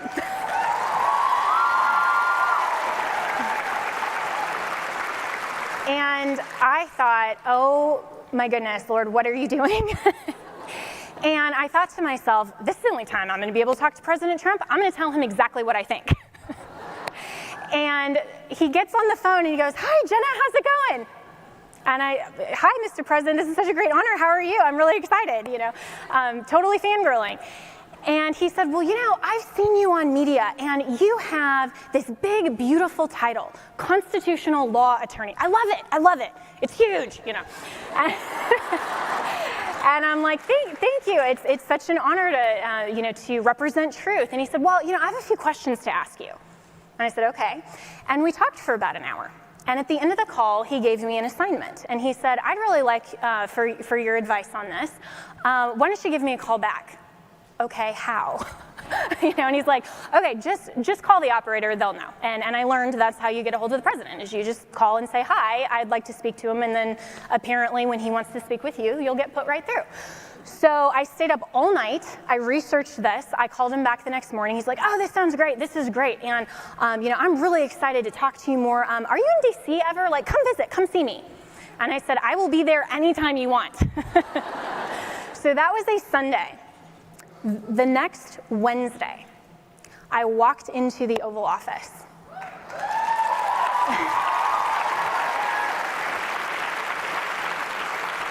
But it gets better. It gets better because this was the little girl from Colorado who thought my life's dream is to be a prosecutor.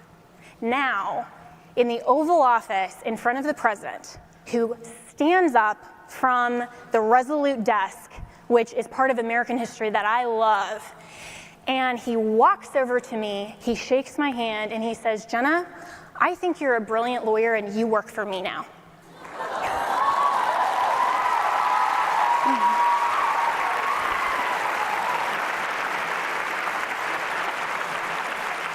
And I said, okay. And then he looked at me and goes, how's that for the art of the deal? And I laughed and he said, okay. And it went from there. And I moved from Colorado to DC, and I was so privileged to be a personal counselor to the President of the United States, and the greatest president that we have had in the United States.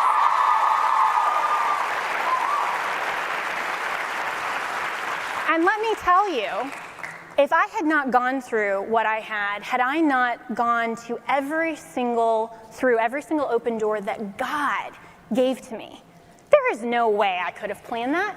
There is no way that if I had thought, how do I get to the Oval Office, I could have planned my way. Because it was God who established my steps. And looking back over my life, I thought, wow, God had an amazing story for my life. And it's not done yet, by the way, at all, right? But I learned that God doesn't waste time. And he was preparing me at every step of the way, because when I got into that job, let me tell you, there were people there that thought I didn't deserve to be there, because I'm not the Harvard graduate. I'm not the, the political influencer that's been in DC 20 years that knows everybody. I mean, there were people, do you know this person? I'm thinking, nope, but I'll go and Google them when I get back home. But I know the law and I know the truth. And I'm willing to be an advocate at every turn. And I've told the president so many times, I will always tell you the truth and I will always advocate for you. And there were many times throughout my time being personal counsel to the president, and now I'm so thankful to still call him a friend, that people would tell him things that they wanted him to hear versus the truth, or the decisions they wanted him to make versus the options he truly had. So there were many times that he would call me, I would give him the legal advice, and then of course, if he asked for my opinion, I was happy to share that, often he did. But then inevitably, I'd get the phone call 5 minutes later saying, Jenna, what did you say to him?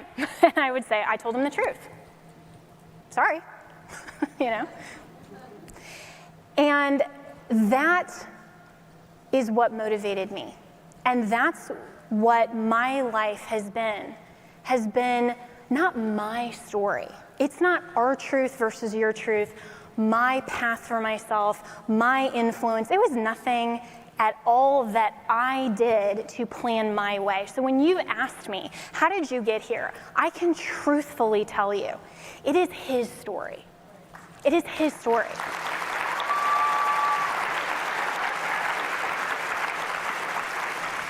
Because I used to be one of you, and I still am, but I used to be much younger, right?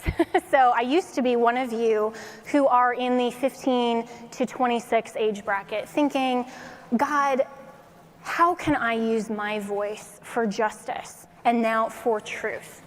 And I prayed the prayer of Isaiah 6:8, which it's when Isaiah has this vision of God saying, who will I send? Who will go for us? And he says, here I am, Lord, send me. That has been my prayer since I was your age. And let me tell you, don't pray that prayer unless you are prepared to go where he sends you.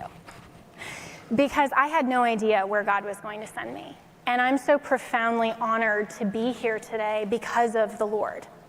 And to have the story of my life be a testament to him and the wonderful things that he can do with even someone like me. So as you are looking around and you are thinking, I am not as pretty as the girl sitting next to me. I'm not as connected as that other person. I don't have as many followers. I don't take as many selfies. I can't. Let me tell you, God can. God can.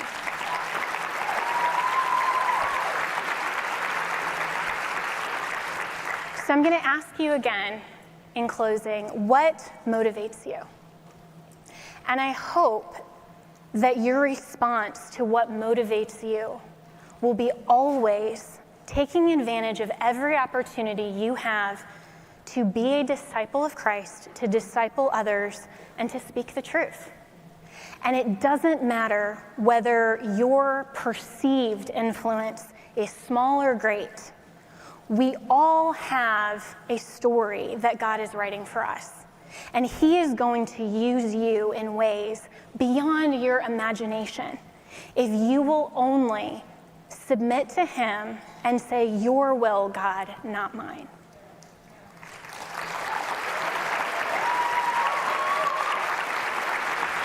Because let me tell you, as hard as it is, and you see so many wonderful women on this stage here, but like Abby Johnson before me, like my good friend Katrina Pearson last night, like so many others who are amazing, amazing women. And we see all the successes, right? We see how we look now. But what you don't see is the struggles and the truth of people's stories and how they overcame. And let me tell you, God doesn't waste time, and he will never waste a mistake that you made, a sin that someone else committed against you. All you have to do is say in every moment, will I choose God and his story or not? And I hope that you will choose him.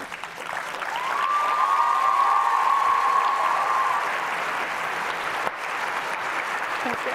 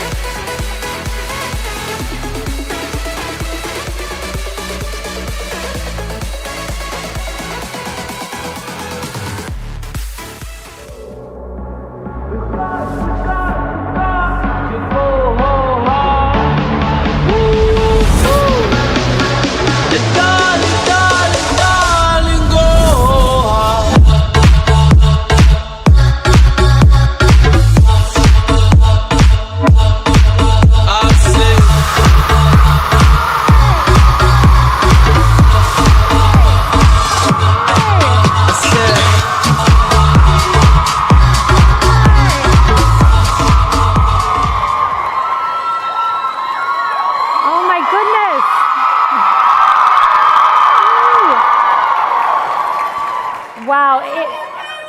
Thank you. Oh. I love you guys. I had the pleasure of spending about an hour meeting some of you last night. Oh my goodness. You guys are so impressive, so much fun, so enthusiastic, and I am just beside myself with excitement to be here with you today. Look, I speak all across the country. Pretty much once or twice a month, I go to a speech, and I've got to tell you, and I'm not just saying this, and I don't say this everywhere, you can go watch videos of my other speeches, this is my favorite event to speak at. I've spoken with you guys, I'm pretty sure 3 or 4 years consecutively, and just to see you guys, to look into your eyes, you remind me so much of me, and I would have done anything to have Turning Point USA and the Young Women's Leadership Summit when I was your age, so it really is a true honor to be here today. When I spoke with you guys 2 years ago, because we took a break from COVID, I know we didn't have this event last year, I was campaign press secretary, I was pregnant with my little baby. Baby Blake, but now I return to you after being White House press secretary. That was quite an event because I got to interact with guys like this guy who I think we're going to put up on the screen, Jem Acosta. You see Jem? There he is. So that's Jem Acosta receiving his vaccine, and that shirt he has on, I just want to take a moment and read for you what is on his shirt. His shirt says, in 2020, I covered the impeachment trial and a caucus night that lasted a week, and the primaries, and the COVID pandemic, and the economic crash, and the racial justice protests in Lafayette Square, and so many rallies, and the death of RBG, and the president's 1 a.m. coronavirus diagnosis, and a Supreme Court confirmation, and an election night that lasted a week, and firings by tweets, and the recounts, and the presidential transition, and I have a commemorative shirt to prove it. Well, Jim, I lived through all of that too while you shouted questions at me. But that shirt tells you the problem with America's press. It's all about them. It is not about you, the American people. You all deserve a shirt. You do. So backing up a little bit, currently I am on Fox News at 12 p.m. I'm outnumbered with Harris Faulkner and Emily Compagno. Prior to that, I of course was in the White House and was with the campaign and was with the RNC before that. And when I was your age, in high school and beyond, I went to college at Georgetown and then to Harvard and Oxford, and I got to go to these really elite institutions. But I'll tell you, they always felt very far from the place I call home. And the place I called home was Plant City, Florida. I don't know if any of you guys have heard of it. I see a hand there. It is the world's strawberry capital. Literally, you can go to Australia and find Plant City strawberries. It's a beautiful little town. And my mom was there. My mom was a teacher turned stay-at-home mom. She's here with us today.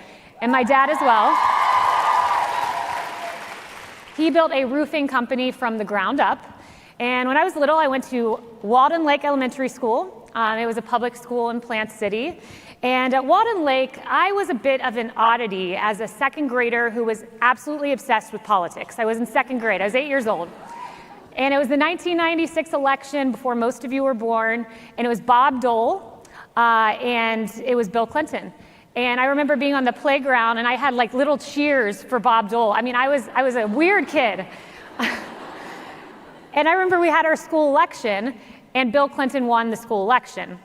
And I found out my brother voted for Bill Clinton because he liked the sound of his name, and I didn't speak to him for weeks. But as good as I was at politics, I can't say I was entirely good at religion. I remember going to my Presbyterian church, and the preacher said to all of us, "Hey, does anyone in here know what Jesus turned the water into?" And I go, I do. Jesus turned the water into beer. It was wine, but that's okay.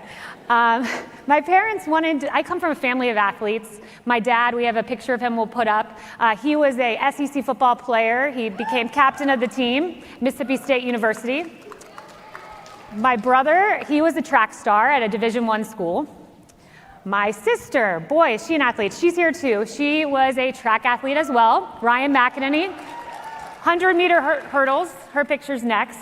I mean, I come from a family of rock stars.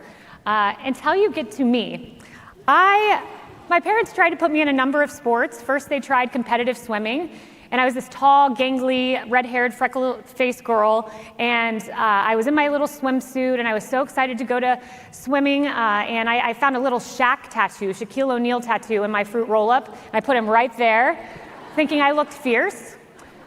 But one problem, I dove in the pool, and I sunk to the bottom like a 40-pound anvil. Spent the rest of the race pulling myself along the line, and my mom said, "Get her, Mike, jump in and get her." And my dad said, "No, she's got to finish the race." And he was right about that. Then I went and I tried my bout at softball. I was not good at that either. Instead of me hitting the ball hit me. Yeah. I dug sandcastles in the outfield, but I was always very ambitious, and I used to run up to the roster, and I prayed I got to be the pitcher, but I was never the pitcher, hardly an outfielder, usually just on the bench.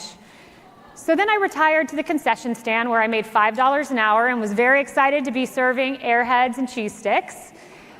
And then I eventually found cheerleading, and I was very happy to be cheering from the sidelines. I went to my all-girls Catholic school for high school in Tampa, Florida, and I think I made the cheerleading team only through the sole power of persuasion. But on the cheerleading team, I'd be on Friday nights on the track, but on Saturdays, I'd leave the track, and I was much more comfortable in my Saturday activity where I'd have my rolling backpack of files, a Ronald Reagan quote book, as I'd show up for the debate tournament.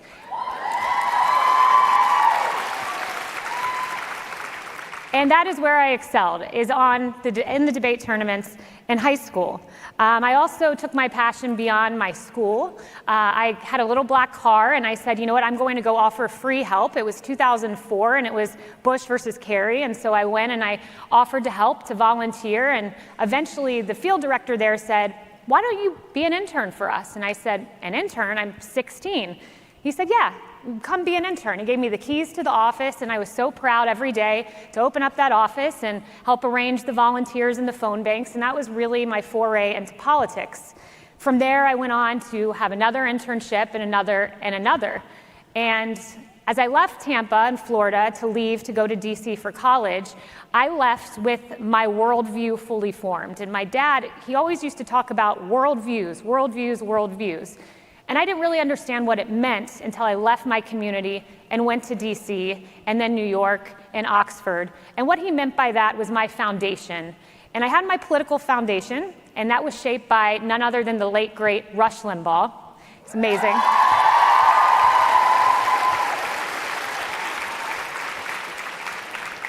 He spoke the truth, and he had a boldness when he proclaimed the truth, and I recognized that, and I was drawn to that as even a young girl. That's what made me interested in politics.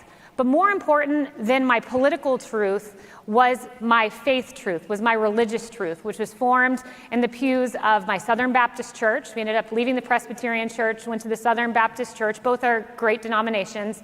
But my worldview was formed there because I had a pastor who spoke biblical truth. I still have him today, who says the name of Jesus Christ and says it boldly.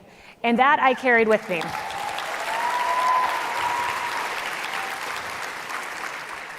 So I went to Georgetown University because I wanted to be in DC. I wanted access to the halls of Congress. I wanted access to the White House, potentially. And I did get that access. I actually was an intern during the Bush years. I was in the Office of Media Affairs. And that was quite an experience. First, you know, I'm taking you through my life because I want you to see how you can go on a similar path. And it really all began back in high school, but it also continued in college when I got that White House internship. And I was told it would be a full-time internship. And so I went to Georgetown and said, hey, could I have a semester off to do this? And they said, no, you'll fall behind in your degree. You have to be full-time school and full-time internship. So I went to my bosses at the White House and I said, what if I come in at 6 or 7 a.m. and work till 3? You know, I can get 8 hours in and then I'll do classes from 3 to 10 p.m. And they said, well, you'd be crazy, but you can do it. And I was crazy. So I got up at 6 a.m. every morning. It was still dark outside in DC, and I would get on the phone with my mom and walk to the front gates of Georgetown, where I'd wait on a taxi. I'd get to the White House, and I'd say, hey, Mom, I got to put you through the conveyor belt, and I'd put her in there. Whoosh, she'd go through there, go through Secret Service, and I began my internship. And it was quite fun. There were some unforgettable experiences, like the time when I got to escort Eli Manning, former quarterback for the Giants, got to escort him from the Rose Garden to the West Wing lobby. My bosses knew I loved Eli Manning, and so like a stalker, I think we have a picture, here he is coming down from the Rose Garden, and I'm like, I've got a brilliant idea. I'm gonna ask him to sign his brother's jersey, because I was a Peyton fan. I didn't know that was an insult, but apparently it is an insult. I give him the jersey. I said, can you sign it? He signed it. Eli on Peyton's jersey, so that's pretty cool. And then I got an even better idea. When I got to the West Wing lobby, I said to myself, I should ask him for a picture. And I said, I don't know if I'm allowed to, but there's this old man standing in the corner. I'm just gonna say, hey, can you take a picture of Eli and I? So I say to the older man, I go, please take a picture, and he readily agrees. I don't think he could even take the picture, so he had to give the phone to someone else. Then as we leave, they leave to go meet with President Bush, my bosses come up to me and they go, do you know what you just did? And I said, what did I do? You just asked Tom Coughlin, the head coach of the New York Giants, to take a picture of you and Eli Manning. But I got the picture, and here it is.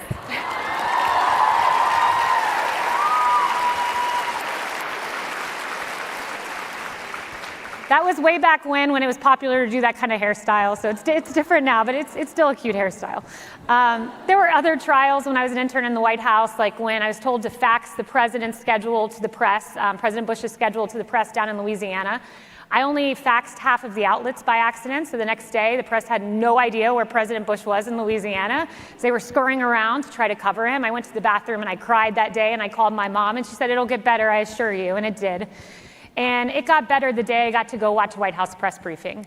Dana Perino was the press secretary. And I stood in the back of the room behind the reporters, and I watched Dana Perino take questions. And it was surreal. We have some pictures, I think, of my time in the White House.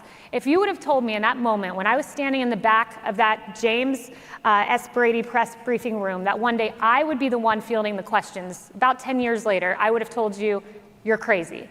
But that was God's plan for my life, and He has a plan for your life as well. I went on to do internships with Hannity and Combs and Mike Huckabee, and eventually get a job with Mike Huckabee at Fox News. And I would love to take you through the rest of my journey, but it would take a long time because I want to get to my time in the White House. But I have a very exciting announcement. The very first time I'm sharing this ever, I'm writing a book, and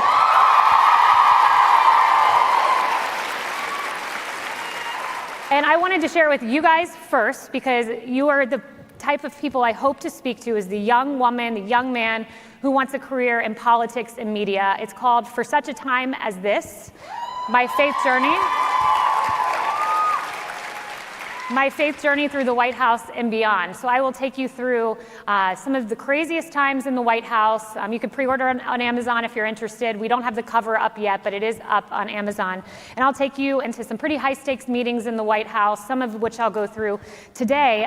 But mainly, it will be my faith journey in the hardest times in my life, when Jesus Christ has shown up in the most incredible ways. And He will do the same for you as well. I know that to be true. So, about the White House. I take you through my life to end where you all probably recognize me from the podium, my time there. I'll never forget, as all of you do, remember, when America locked down. We all ran out of toilet paper. We were locked in our homes. I was too. I was locked down in Florida. That's a pretty good place to be locked down on the beach. Yes. And I was driving with my mom in the front seat, my little baby in the back seat, and I got a call from an odd set of numbers, and I knew it to be the President of the United States calling. He had called me a few times to say he liked my TV hit, or, thank you for writing this article. I was his campaign press secretary at the time.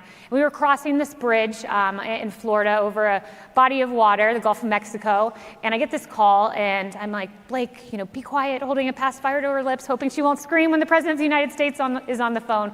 But instead of calling to tell me, hey, I like the article you wrote, he said to me, do you want to be my White House press secretary? Just out of the blue. I said, Mr. President, that would be the honor of my lifetime. And I heard him say, Mark, get it done. And I think that was Mark Meadows. And I was excited, but it was surreal. It was very surreal. And I'll tell you, my excitement soon became worry and angst because I had just had a beautiful little baby. She was only a few months old, baby Blake, and I didn't want to leave her.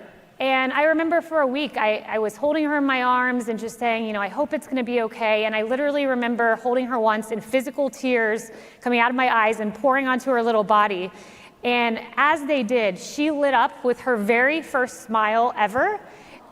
Yeah, and I know it was her way of saying, Mommy, go do this. And it was God's way of saying, everything is going to be okay. And everything was okay.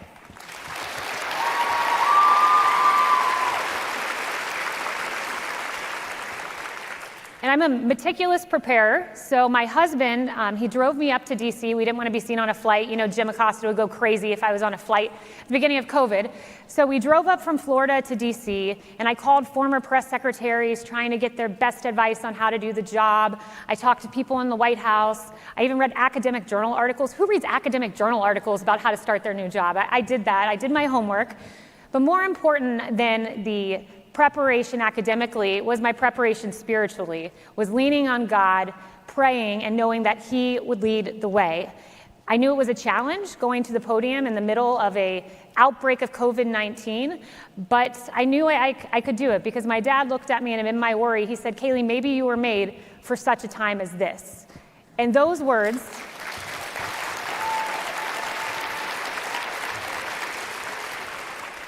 are the beautiful words from the book of Esther. And about the same time my dad said that, it was actually a Democrat commentator at CNN who texted me those very same words. And they rang true in my life, and they ring true in yours. You all are here, and you are made for such a time as this. That is what I know to be true.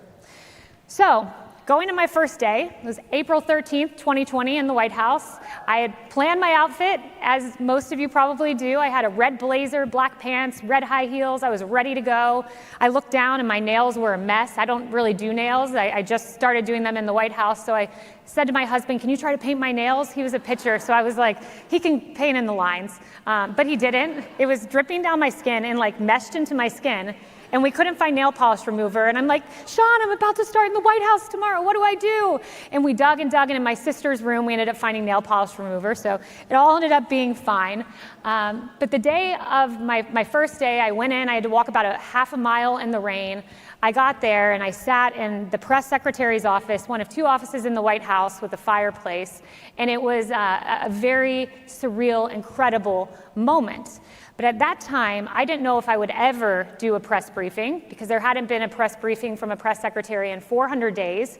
They were doing the coronavirus task force briefings where you had St. Dr. Anthony Fauci, who was always wrong about everything, flanking President Trump. Yes, boo, exactly. I didn't know if I'd ever do a press briefing. That first week, I remember I was briefing President Trump in his office, and he was about to go to the podium. I went back to my office, and I'm like, he's ready to go, he's good. And I went over to this table in my office, and I bent down, and I had a dress that zipped from the top all the way to the bottom, and I heard a pop. I was like, this can't be happening. Luckily, it was winter, so I had a coat. So I put on my coat, and I go to the bathroom. My entire dress had split open in the back. It was like one of those when you go to the doctor and you put on like the paper robes that open in the back. Yeah. So I tried to put safety pins all down. The only problem was the needles poked me and I would bleed every time I sat down. And I was like, my only hope is for President Trump not to call me again to come brief him. He called me. His assistant goes, Kayleigh, the president needs to see you. Come down to lower press. And that's the area you stand before walking out to the podium. So I go down there, I'm like, this man's gonna think I'm a maniac. I'm in a winter coat, I'm shimmying against the wall because the coat splits in the back. So I briefed him like this, and I see Dr. Fauci and Dr. Birx and the vice president, and I shimmy to my office along the wall in my coat, and I learned a valuable lesson to always bring a second dress.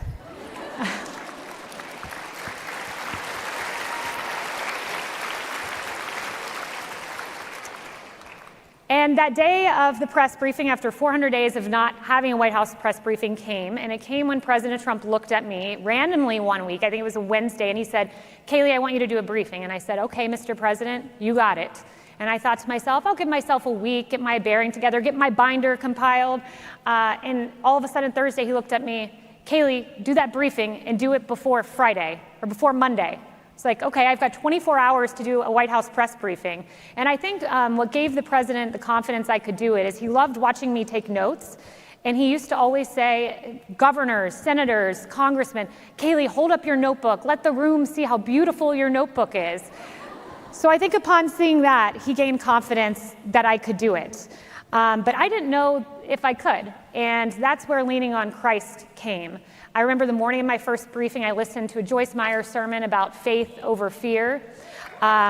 She's great. I listened to Christian music on my walk to work, and then I tweeted this: I can do all things through Christ who strengthens me.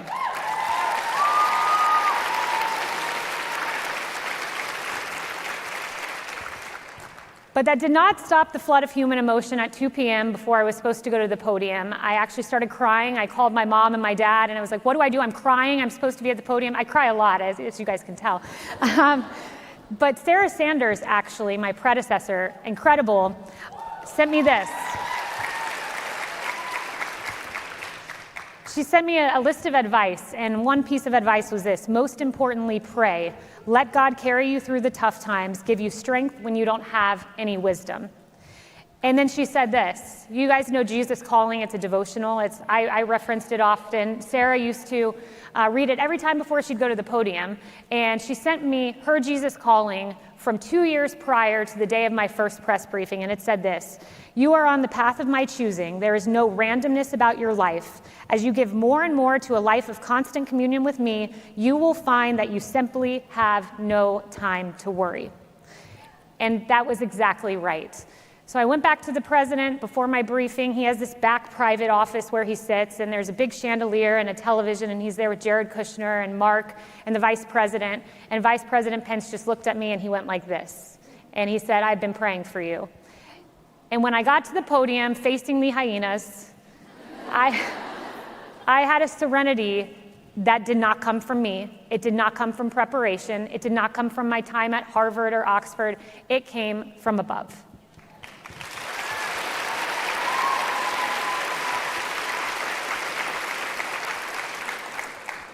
And boy, would I need that help when you compare some of the questions the press corps like to ask me with what they ask now. I laid this out for you guys. I wanted to bring you something that I haven't shared before. So I went through some press briefings this week, and I wanted to share with you a comparison of the questions being asked in the Biden press briefings with the new press secretary, Jen Psaki, and the questions that were asked of me. Here are some of the questions. Could you just give us some color about what it was like for Biden going into the Oval Office? He's been waiting for this for so long. Wow. Will he keep Donald Trump's Air Force One color scheme change? Hard-hitting question there. Can you clarify for us what happened with the president's dogs? There's some reports that one of them was involved in a biting incident. And then this is my favorite. Any update on the White House cat?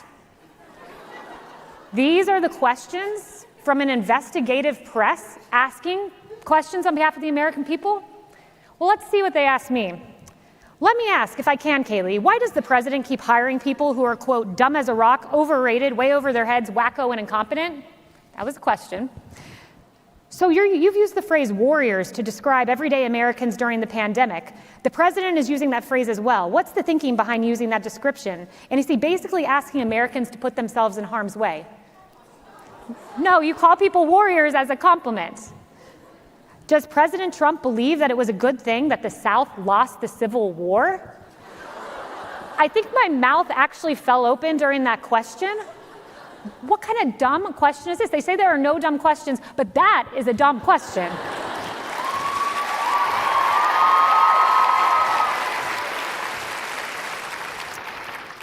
And then there was the question, will you ever lie to us? And I said without hesitation, no, and I never did. As a woman of faith, as a mother of baby Blake, as a person who meticulously prepared at some of the world's hardest institutions, I never lied. I sourced my information, but that will never stop the press from calling you a liar.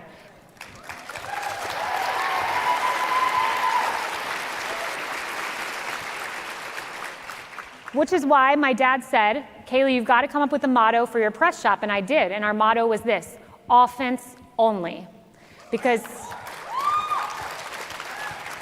I knew what we were up against. Republicans always get the bad headlines, always get the false stories, always get the lies, if I can use that word, told by the press. There is one standard for Democrats and another for Republicans, and we must be on offense, confident, bold, and willing to call it out. We cannot be silent.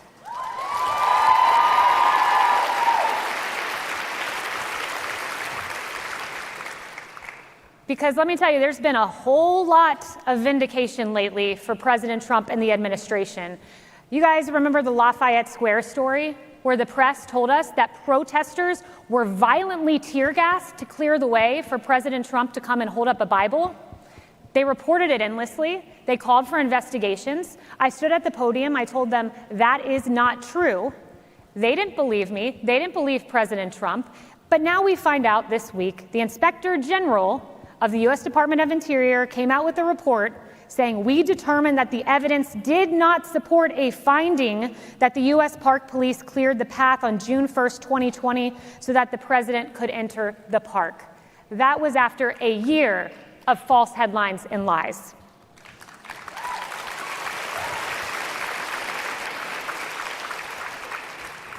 We were also told by the New York Times that U.S. soldiers in harm's way in Afghanistan had Russian bounties on their head. And I looked at the press and I said, I don't know how many times, I must have said it 30 times, that intelligence is not verified, there is no consensus, there are dissenting views in the intelligence community, and I said, before buying into a narrative from the New York Times that falsely states something about the president, wait for the facts to come out. But wait, they did not. They even had convinced, the New York Times had interviewed, think about this, troops who had died in the line of battle. They interviewed their parents about how they would feel for President Trump to ignore this intelligence and allow their son or daughter to perish. Imagine you've lost your child and you believe that the president had intelligence and just did nothing about it. As it turns out, 10 months later, here's the new headline. U.S. intelligence walks back the claim that Russians put bounties on American troops. They walked it back. It was a huge election time story that prompted cries of treason, read the headline, but according to a newly disclosed assessment, Donald Trump might have been right to call it a hoax.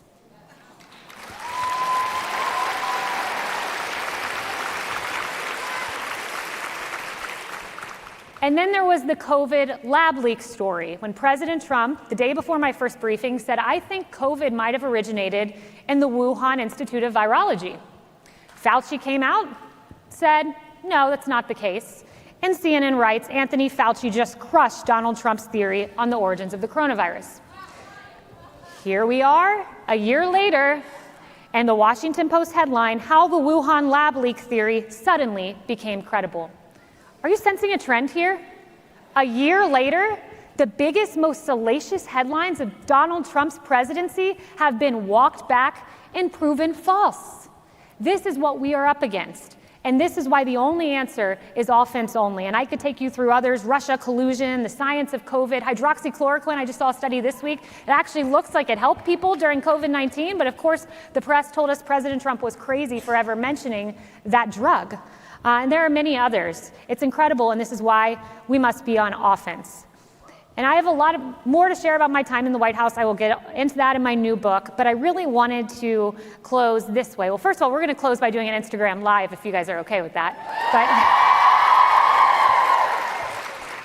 But before getting to that, it was really important, I believe God put on my heart to tell you the importance of family. And I know this to be true because I was a woman who wanted a career, and I worked hard and I interned, but I also wanted to be a wife, and I also wanted to be a mom. I wanted to do both, and I didn't know if I could have it all, because dating is very tough these days. I don't know if you guys had any problems with young men. I certainly did. A lot of heartbreaks. So I took a hiatus from dating. This was back when I was in law school. And then finally, after my second year of law school, I said, I'm going to get back out on the dating scene, but I'm going to do it on my terms. So in never before disclosed Twitter messages, I'm going to share with you how I met my husband.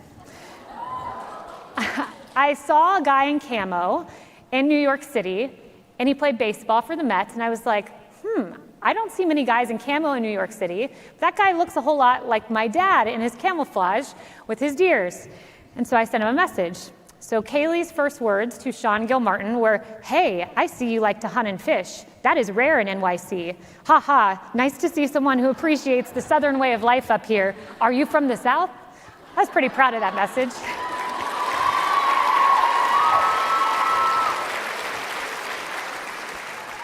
He replied, "Yeah, I live down in Georgia. What about you?" It's like, okay, that's pretty short. But all of a sudden, the messages got a little longer, and that's after Sean told me he consulted with some friends who encouraged him to lengthen his messages a little bit.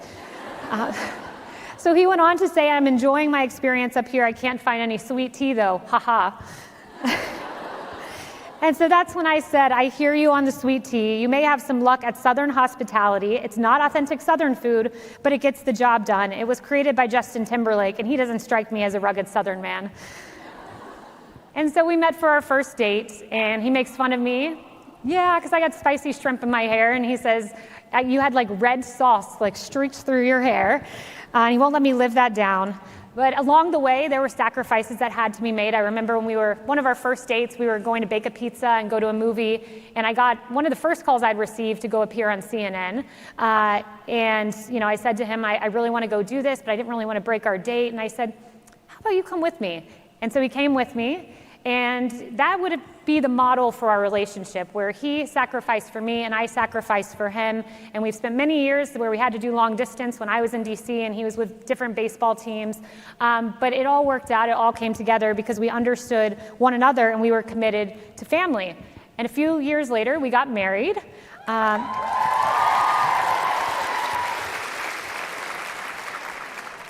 And then a little bit after that, I got my job on the campaign and I said, okay, this is going to be a busy year, busy 2 years. What better time than to have a baby right here, right now? And it was the best decision I ever made because baby Blake came and I was able to make it all work thanks to the help of my amazing mom. My mom traveled the country with me. Oh yeah, that's us at the White House. My mom traveled the country with me. This was really cool because this was a village. In addition to my mom being a hero and taking wheels off of strollers at gates and setting up makeshift baby cribs in hotel rooms, the Trump family was amazing. Don Jr. walked baby Blake to sleep on the plane coming back from Iowa, and Laura Trump held her pacifier. They're an amazing, amazing family. And we had an amazing president who prioritized family.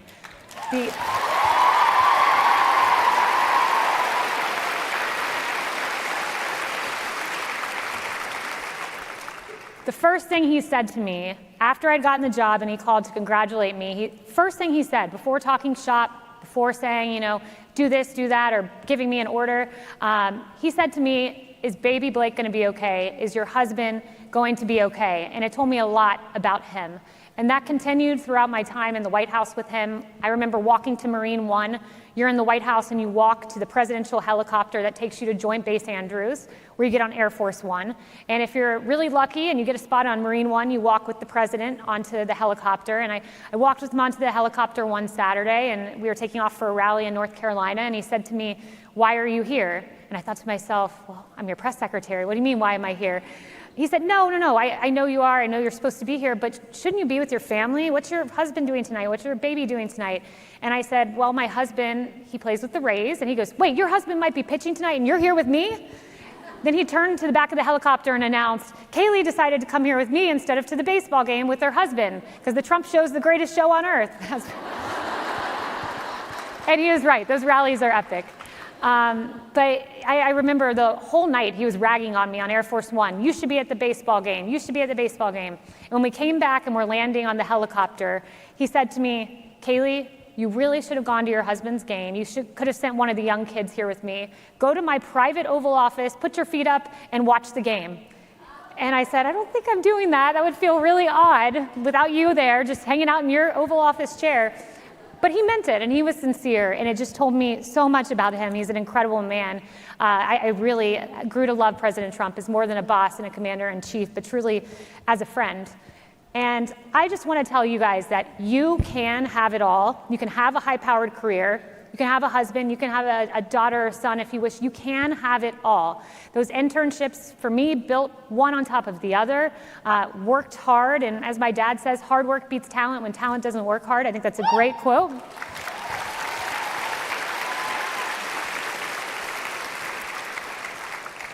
I was once just a young girl with a dream like you guys, and I made it from intern to press secretary, and I know you guys can too.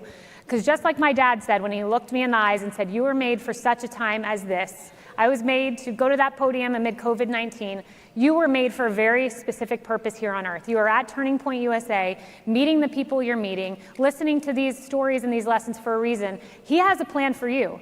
Maybe it's press secretary. Maybe it's on the news. Maybe it's to be a doctor. I met an amazing young woman last night who said she wants to be a doctor and was worried about being a doctor and also being a mom. But you can do both. I am here to tell you that what seems like impossible is not impossible because all things are possible with God. And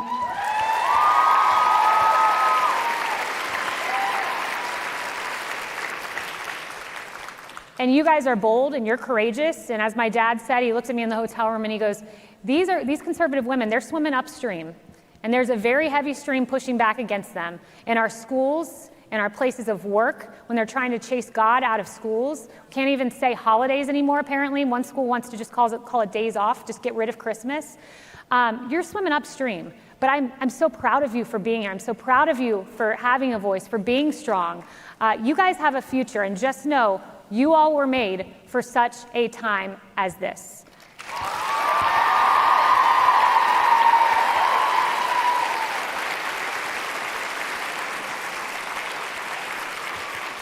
I mean that, and I'm not checking my text messages. I want to do an Instagram live here with you guys, if I can figure out how to do it, because I want the world to see that conservative women do exist, and I'm going to start my Instagram live to that effect, and if you guys don't mind, I'll flash over to you and say a few words, and I just want all the young women who couldn't make it, who are on my Instagram and others, to see and have strength and to know that there are way more of us out there than people know. So I'm connecting. Oh, whoa, not connecting. No, you're now live. Oh, I'm live. There we go. Hey, guys, I think I'm live. Am I live?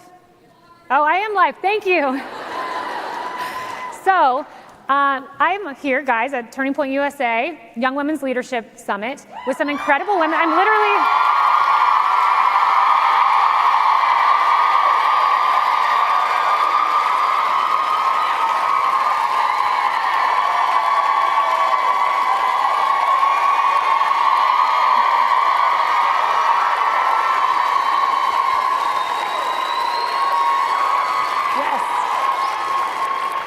I'm quite literally on stage, and I wanted you to see these women, because if you are a young woman out there, or a young man and a conservative, and think you're alone, you quite evidently are not. That was pretty loud.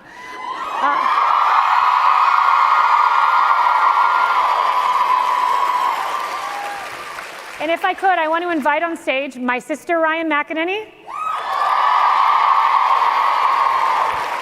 my dad, Mike McEnany, and my mom, Leanne McEnany. Yay!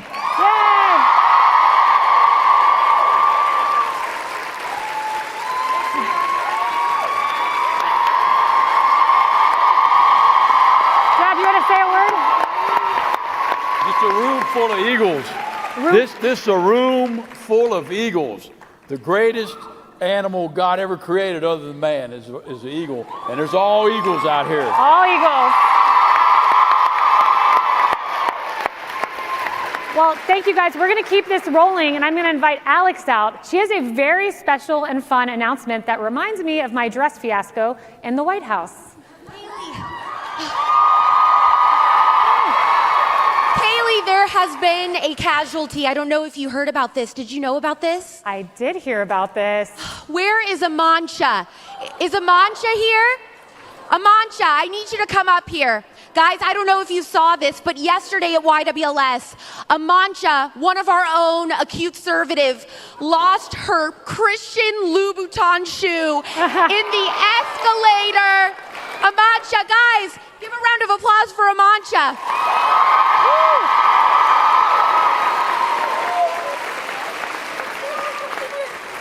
Amancha, now you were going up the escalator and what happened? Oh my God, I can't breathe. Okay, I was trying to go to Turning Point USA, the booth, to find an internship or some type of job for media. And while I was looking at the booth, I actually my friend was behind me, and she said, "Be careful." And I was like, "Okay, I'm careful." So I stepped up. I was trying to walk, and just my shoe got stuck, and I just started shaking and crying like I'm doing right now. So.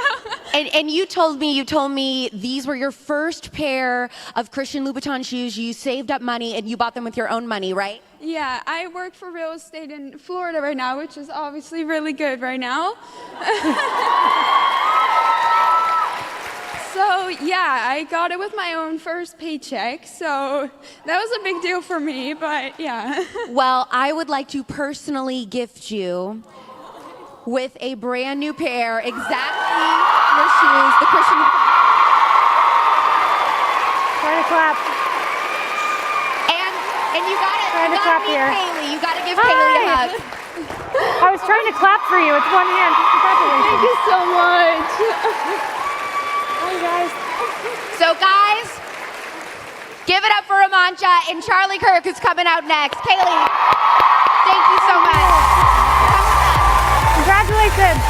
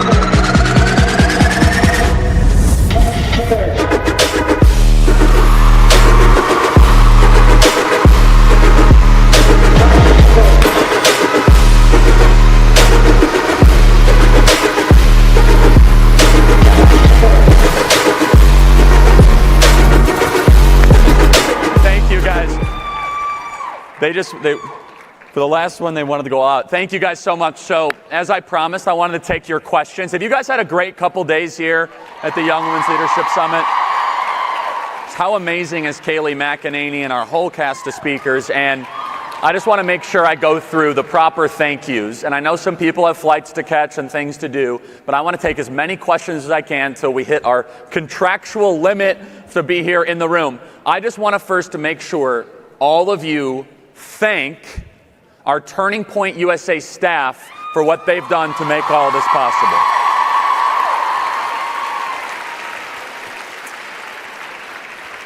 I also want to thank all of our Turning Point USA chapter leaders and volunteers, all of the donors and supporters. This was a history-breaking conference, and I just want to thank all of you guys for making that happen. So let's get right into it. I'm going to take as many questions as I possibly can. Hi, Charlie. I'm Sophie Joe, and I'm 9 years old. And the question I would like to ask you is, what is your advice? Who would you like to run for the next presidential election? And I love Donald J. Trump, but if we can leave this out of this, and is there any chances of you running for president in the future? Oh, wow. First of all,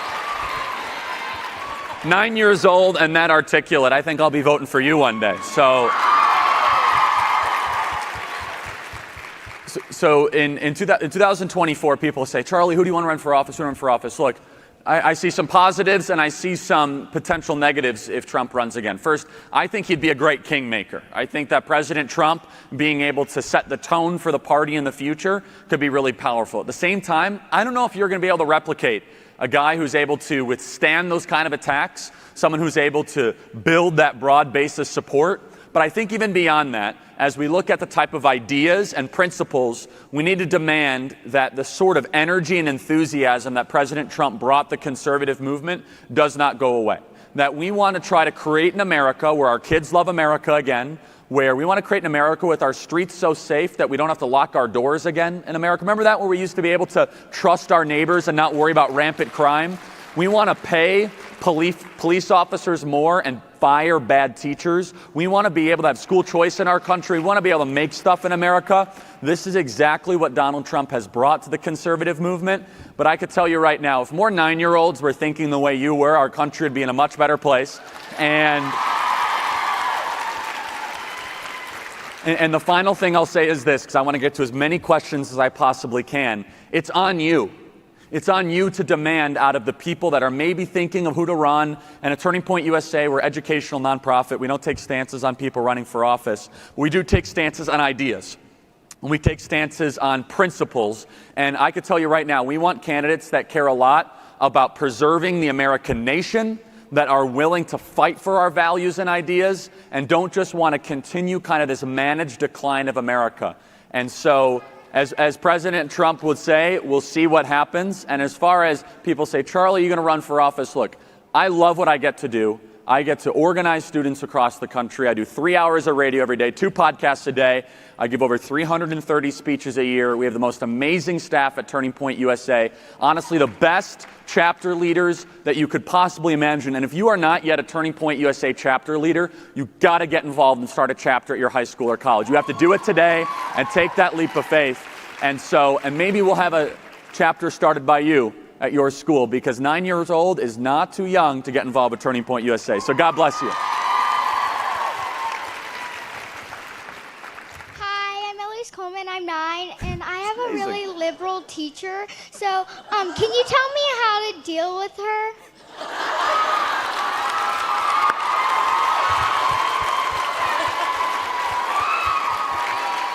Amazing. There's something, this is such a beautiful thing. It really is. I mean, so first of all, don't let the teacher intimidate you. The fact that you're already thinking this way at 9 years old is amazing, and it's so important. Here's the trick that all of you have to use, whether you're 9 years old or you're 19 or you're 29, which is to ask questions. Ask your teacher, hey, why do you believe that? Where did you get that information from? Are you sure you're representing this correctly? Asking questions is the way to put someone who's in a position of authority maybe in a little bit of a place that they haven't been before. Questions will lead you to truth. And so if the teacher tries to intimidate you or all that, first of all, I think some parents need to get involved if they're trying to intimidate a 9-year-old when it comes to political views or when it comes to teaching history. And one of the things that we are focusing on is trying to get people to care more about their school boards. And I can tell you right now, if 9-year-olds are being propagandized like this, every single parent out there needs to show up at school boards across the country and say this is wrong, and we are not going to tolerate this any longer. And so, but for you, ask questions, and don't underestimate the power that your voice has. And if you pick those fights when you're 9 years old as gracefully and you ask questions, by the time you're 15, these teachers will not know how to deal with you. And I just want to say you are not alone, and you are around 2,500 other young women that are in college that are experiencing the same thing. And I just want to reinforce the point, the sense of urgency, everybody, that we need to act. If they are going after 9-year-olds, we have to do more. This is wrong, and we're not going to take it anymore. God bless you so much. Thank you. Hi, I just want to thank you for, first of all, the culture that you've cultivated at these events. It is so cool to be around so many conservatives, and everyone's so open and, loving to everyone, and I'm really thankful for that. That's such a cool thing that you've implemented. And I think my main question is, as conservatives, how can we change, foster and adoptive systems without, using big government in that? Because that's such a bureaucratic, system that it's so hard to get involved and, take a step back, you know? I totally agree. First of all, thank you for your kind words. Our events team, they work so hard. It's been years and years and years of constantly pouring into all of you. I mean, I just hope you guys all know, our events team, I want to reinforce something you said, and then I'd love to dive into that question. They're not sleeping for weeks ahead of this, 3-4 hours a night, just to make sure all of you have a great experience, to make sure that the lighting is here, and to make sure the videos are done, and to deal with speaker logistics. And it's easy just to kind of show up to an event and be like, oh, the badge was printed improperly. You understand that a lot of these are your peers. There are 23 and 24-year-olds running these events. That's right. There's 23 and 24-year-olds that are trying to just serve you so that you guys can have the same sort of environment that maybe they were able to have once. So thank you for saying that. I think that we as conservatives do some things really well, and we do some things terribly. We as conservatives, and I'm as pro-life as it gets, 100% pro-life through and through, I think that we do a poor job of explaining and defending and trying to reform the broken adoption and foster system. We don't do a good enough job of this. We don't. And we need to be much more clear about the options that are available and trying to reform these. It is so bureaucratic. And so the government, some of the bureaucracy, if you dive into it, some of it was well-intentioned. So hear me out for a second. You don't want someone who's a child abuser to all of a sudden to be able to adopt a child. That was the intention behind some of these laws. If any of you have dealt with the adoption agencies, it's such a headache. It's years of waiting. But if you dive into the reason it happened, it was that they wanted to protect these children from potentially getting into really bad people's hands. With that being said, there's got to be a quicker, more expedited process. One of my dear friends from California, he's a pastor. He just adopted 2 beautiful young girls, and he said that he's gone through extensive FBI background checks for, projects he had to work on before. He said the adoption was the hardest thing he ever had to do. And what that does is it deters people from actually adopting in the future. So we got to crack this code. I think that if there's a way to do it through the church and having the church co-sponsor and streamline it, where if the church gives a green light for a family and they are the one that checks in and not the government agency, I would fully support that. But I could tell you right now, a lot of young women that get abortions, they are lied to by the abortion factories and by the abortionists, and we should not, our criticism should not be towards young women who get abortions. It should not be. We should have grace and we should have healing and compassion for those people. Now, the abortionists that actually do that procedure, which is not a medical procedure, I'm all for going after those people, where they go to work every single day to try to remove life. I am not in support of that.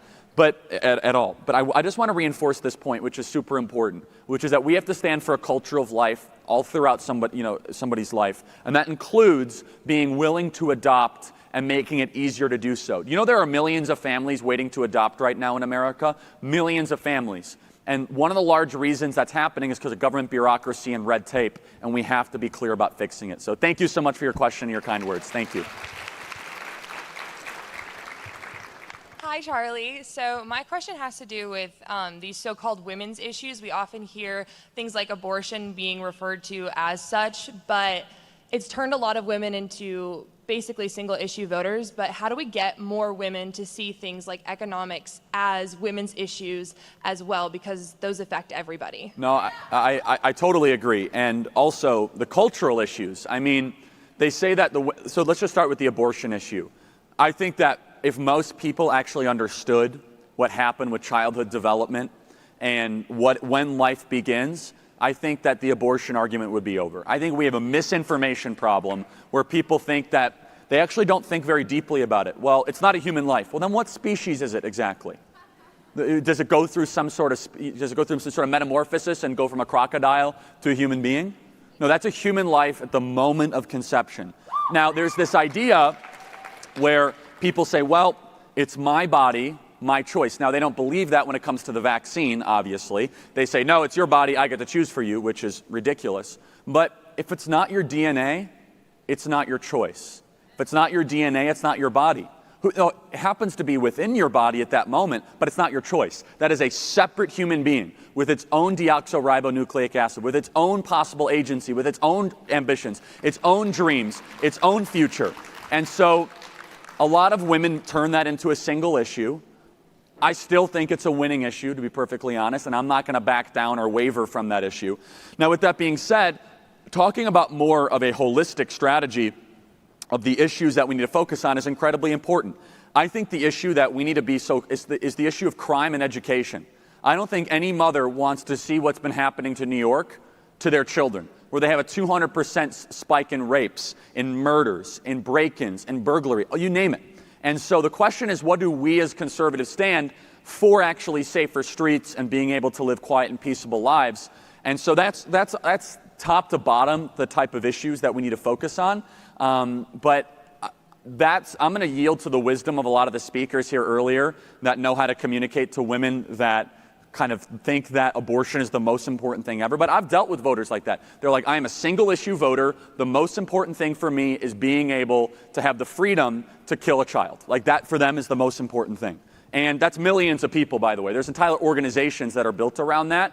And so until we actually properly educate and kind of broaden that single issue voting, then I don't think we're going to have a lot of success. But I'll be honest. Here's one last thing I'll say on this.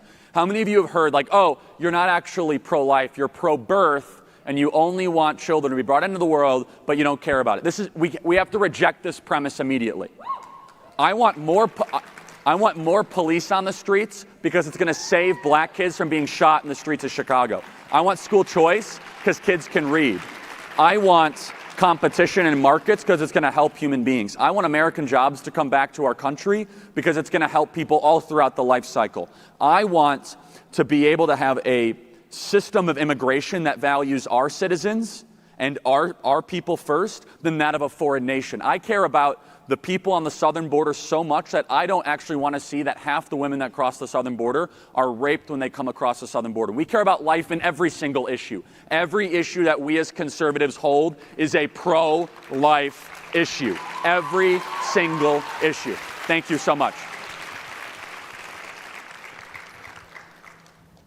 Hi, my name's Allie. I'm from Albuquerque. I just wanted to ask you, how come we're seeing so many Christians or people that call themselves followers of Christ online defending Hamas and Palestine right now? Yeah. Do you go to Steve Smotherman's church by chance? No, I go to Legacy. I saw you speak there. That's Steve Smotherman's church. Yeah. So I'll be there. No, it's okay. I'll be there July 14th. Great church, by the way. Steve's a dear friend of mine. He's terrific. 14th, 15th, I think? Yeah. 15th, yeah. So we'll be back there. We'll see you there. So how many of you have been upset with certain pastors, how they've responded to things in the last year? A lot of hands.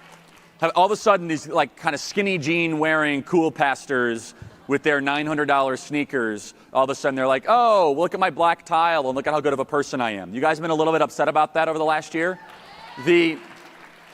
There's a lot happening right now in the church, and I'm trying to lean in on this because the amount of disinformation and misinformation that some of these pastors have is completely and totally stunning. And they do not understand politics. A lot of them don't understand government, yet they're quick to comment on it. And it's too bad because they're in a position of trust and leadership, and then they are misleading their congregation and their flock. Let me just give you one example, and then I'll get to the Israel question, the Hamas question, and the issue of the place that calls itself Palestine, which doesn't exist. Happy to build that out. So, first of all, America's the least racist country ever to exist in the history of the world. Let me say that again. We are the least racist country ever to exist in the history of the world.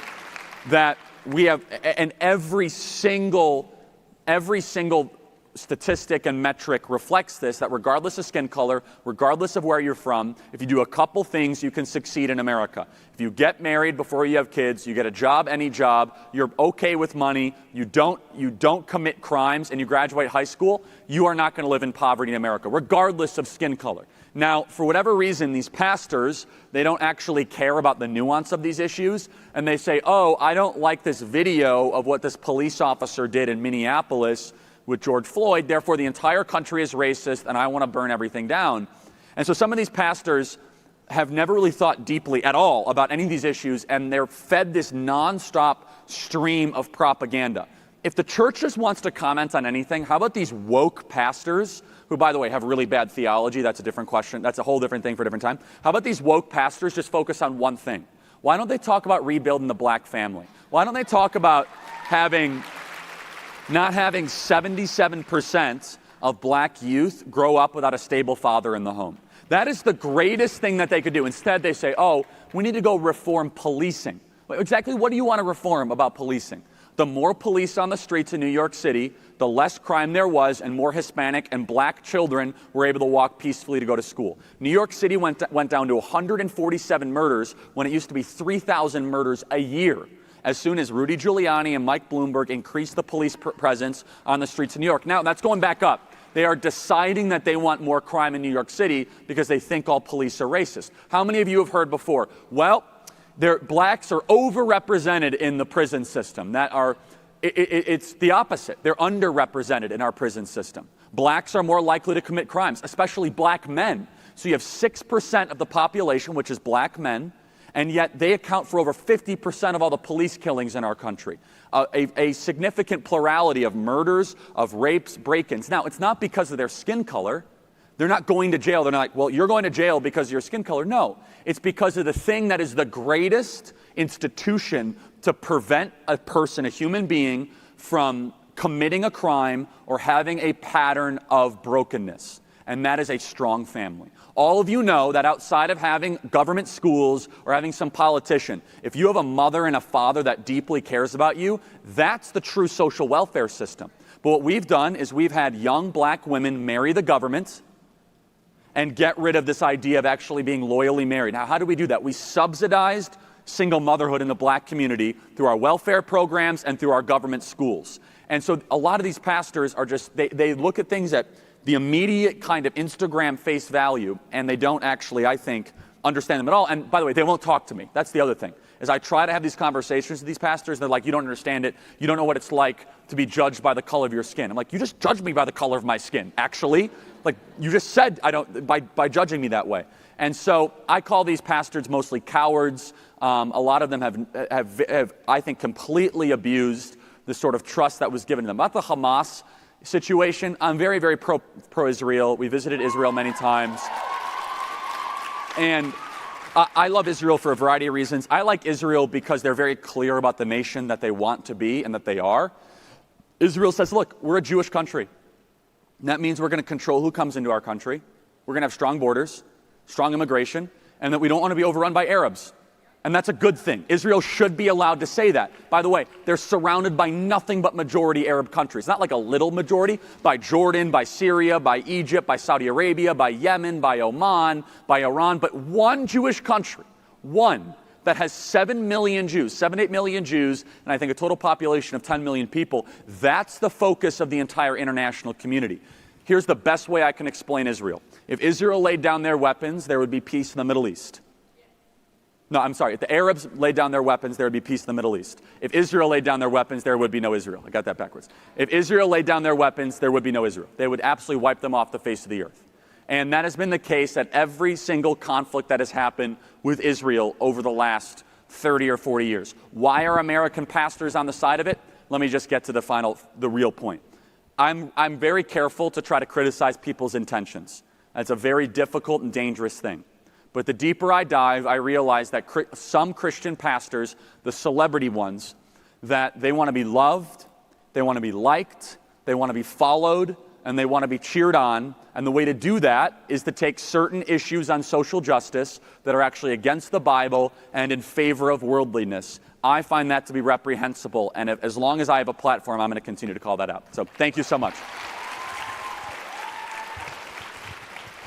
Hi, Charlie. I was wondering what advice and guidance you'd give towards people who want to introduce Christianity and Christian and conservative views to people who are convinced that liberalism is the only and best way to live by, and how to just really teach them slowly so that they start to understand that it's not. So you mean like Christians in general, or just anyone?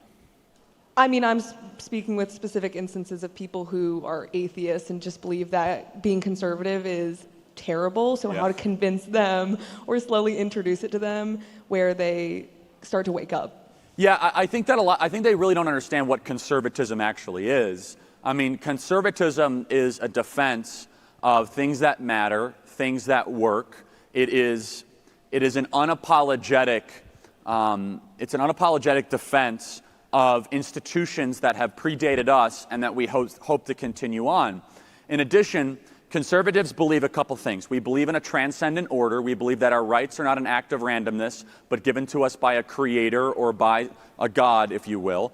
We believe that private property is essential, the ability to own stuff, and we believe that freedom is a human good and a human right that must be protected and preserved. And then also, we believe the U.S. Constitution is the greatest political document ever written, but there's two things that support the U.S. Constitution, which is the church and the family. Now, if you talk to an atheist, this might not be the best way to convince them. They might say, I don't believe in the church and I don't believe in the family.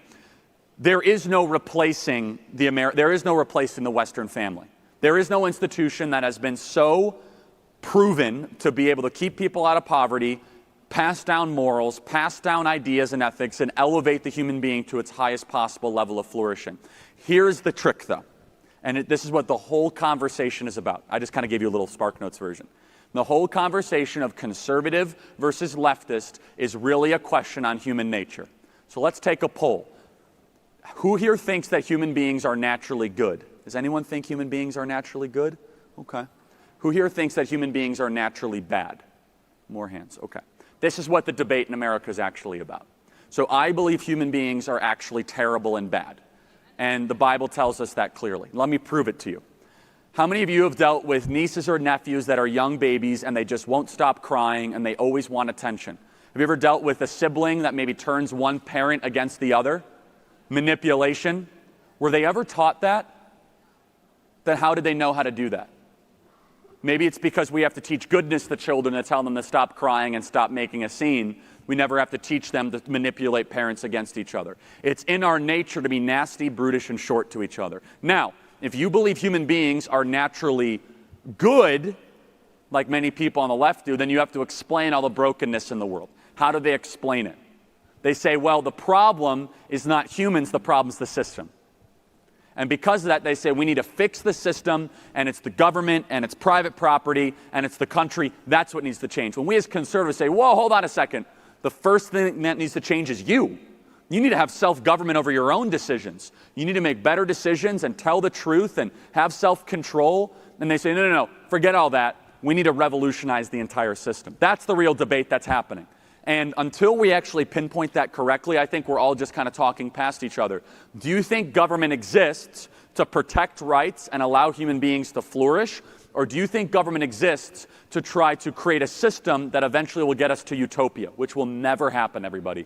Utopia will never happen. So instead, we must be very clear about humans in the state of nature and who we are, and that, I think, is the real debate that we need to have. And then finally, I'll go back to what I said. Ask questions. Ask questions. Why do you believe that? Well, I believe it because I want all people to be equal. You do? Yes, I want all people to be equal. Do you think we should have grades?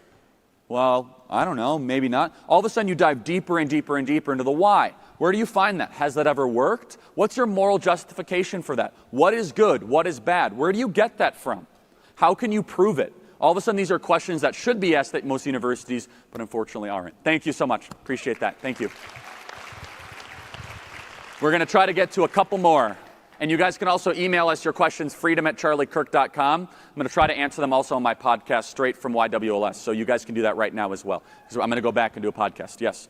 Hi, Charlie. So I think with the 2020 election, we saw that the left is willing to settle on certain things for what they believe is the greater good. Like he ran on settle for Biden. Do you think conservatives' inability to settle on certain issues, such as Caitlyn Jenner being transgender or someone not being pro-life, is holding us back?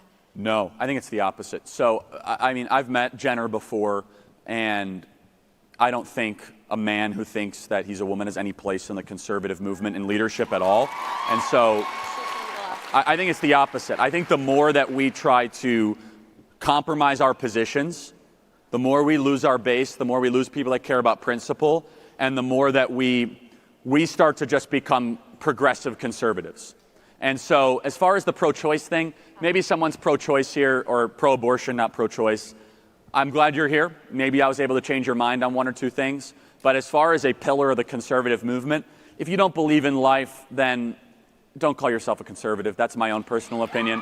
And so, but let me say this, that we actually win bigger when we don't compromise and we explain things clearly and concisely and factually and reasonably. You know when we lose? When we pander to the other side and we don't have a reason for it and we just hope they're going to like us. Like, please like me because I'm supporting Jenner and I think that's a good thing. Like, why is that a good thing? Why is that a good thing to all of a sudden say that we have no standards when it comes to what a man is and what a woman is? By the way, I called it. What did Jenner do? Jenner lied to everyone, said that they was going to protect female sports, then comes out 2 weeks later and says, actually, I think that men could do that. So maybe there is something there that Jenner does not deserve the support of the conservative movement. I know your inclination. The inclination for all of us is let's just try to meet in the middle. We've done that for the last 20 years. And where's that? That's gotten us Drag Queen Story Hour. That's gotten us publicly funded abortions. That has gotten us this closing of churches. That has gotten us, and that doesn't mean we have to be mean about it, but we can be very loving and clear. Remember, Jesus was 100% grace, 100% truth, and we should never waver on the truth. Thank you so much. This will be the last question because I know a lot of people have plane rides. Before I just the last question, I got to reinforce this again. TPUSA.com, start a chapter, everybody. We're doing a massive campus tour this fall. Get engaged and get involved on that. And if you haven't subscribed to my podcast, I consider it a personal favor. And if you guys want to have your question answered that wasn't here, email us freedom@charliekirk.com. I'm going to try to take as many questions from this summit as possible. The final question. Hi, Charlie. As young conservatives, how do we respond to people who say we shouldn't have a voice because we are young and privileged? What a great question. The Founding Fathers were super young. And the Founding Fathers, if you actually look at the average age of the Founding Fathers, some of them were 19, 20, 21, 22 when they first got involved in the American Revolution. That's an argument from authority. And so something is true regardless of the age or the experience of the person that says it. Now, when you're young, you're more likely not to know what you're talking about. But that's not always the case or always the rule. So my piece of advice for all of you is to pursue wisdom. Pursue things that never change. When you say things that are steeped in wisdom, regardless of your age, you will be taken seriously more and more. Now, if you are super confident and braggadocious as a 15 or 16-year-old, you're probably going to be dismissed. Like, oh, that's just a young punk who thinks they know everything. But do not allow anyone to ever disqualify you from making an impact or being a leader based solely on age. I was 18 years old when I started Turning Point USA. I never went to college. And when I started Turning Point, and I realized that the number one thing that people would tell me is, you're too young, go to college, wait in line, people have tried this before. Now, if I wasn't disruptive and if I wasn't willing to push back on this, none of this would exist. None of the chapters, none of the amazing videos, none of the billions of people we're reaching, none of these events, none of it. And so well, thank you. I appreciate that. Well, and the real thank you is to the amazing supporters throughout the years. Bill Montgomery, Foster Freeze, Tom Patrick, Jack Roser, Mike Miller. I could go on and on of the legends that were in their 60s, 70s, and 80s that gave generously and mentored me and us. And that's the other thing I want to say. If you're getting beat down based on your age, you need to go find mentors. And for adults out there, I'm going to tell you some tough love. This current adult generation, for whatever reason, is not overly aggressive to find mentees. I don't know what it is. It's just kind of this baby boomer thing. The generation that's like late 70s, early 80s, they're the most amazing at trying to mentor people. The number one piece of feedback I get from young people is, I can't find a mentor. I mean, they don't have time. So for adults out there, just take this as some loving feedback. You've got to be at least mentoring 3 or 4 people. If you are over the age of 50, one way you can give back, adults say, what can I do? What can I do? I say, how many people you're mentoring? No one. Fix that. And if they don't want it, then don't call it mentoring. Be like, I'm going to buy you a free breakfast once a week, okay? That's the same thing. And I'm going to help you along the way. And that's one way to break through that. And you will try to be dismissed. You're going to try to they're going to try to discount you, but that's actually going to make you stronger. And that kind of opposition is then going to make you more likely to succeed in the future. And you can start that group. You can start that business. You can do that. It doesn't matter your age. Here's what matters in life. I'm going to be honest. College really does not matter. It just doesn't. I'm going to be honest. Maybe if you get a skill and you're able to do something, no one cares if you go to college after like 5 years. Really, no one does. What does matter is how you act, whether or not you're saved by your creator, your ability to be self-correct and receive coaching and be able to adjust, and then finally, whether or not you're going to stay focused when everything comes after you. And that's really called perseverance. That's what matters. Your character, your soul, your spirit, your direction, and your ability to get through things when things get difficult. Because everyone here is going to have points of difficulty in the next 2 years. Tough points of difficulty. And if it's creating you to be a stronger person, that's when you're going to succeed. So let me just encourage you that those of you that are told you're too young, you don't know what you're talking about, get out of the way. That's all a bunch of nonsense. That's there to distract you and derail you. I'm telling you, you're not too young. Have energy, have enthusiasm, pursue things that are eternal, that don't change. Spend at least an hour a day learning new things. Read big books. Read things that came before you. Go pursue wisdom. Maybe you go to a public school, you don't know what that is, because they don't teach wisdom anymore, because wisdom begins with the fear of the Lord. There is no God, so there's no wisdom at many of these schools.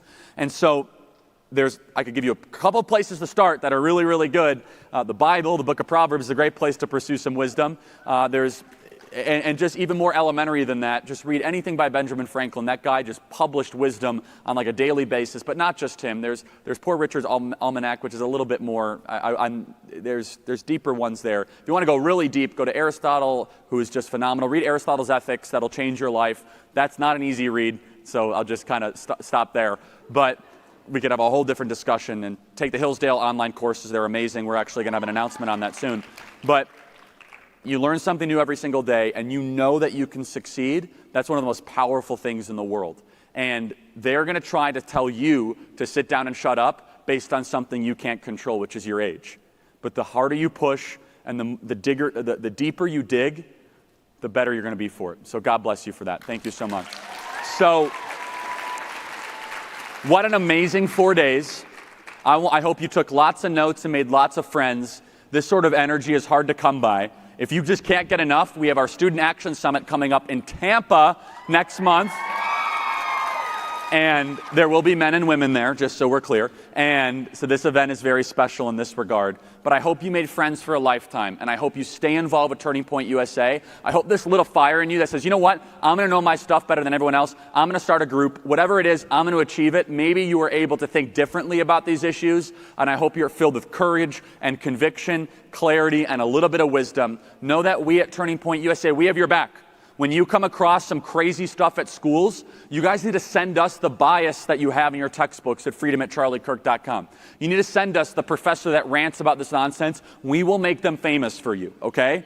You need to understand that we are here as a support mechanism for you. You guys are going to have to experience some arrows and some attacks, but you have the strongest organization behind you, that's Turning Point USA, of hundreds of thousands of other students, of our staff, of our resources, to make sure that you guys know you're not alone, that we are going to win this fight, and that when we band together, victory is ours. God bless you guys. Thank you so much for a great couple days.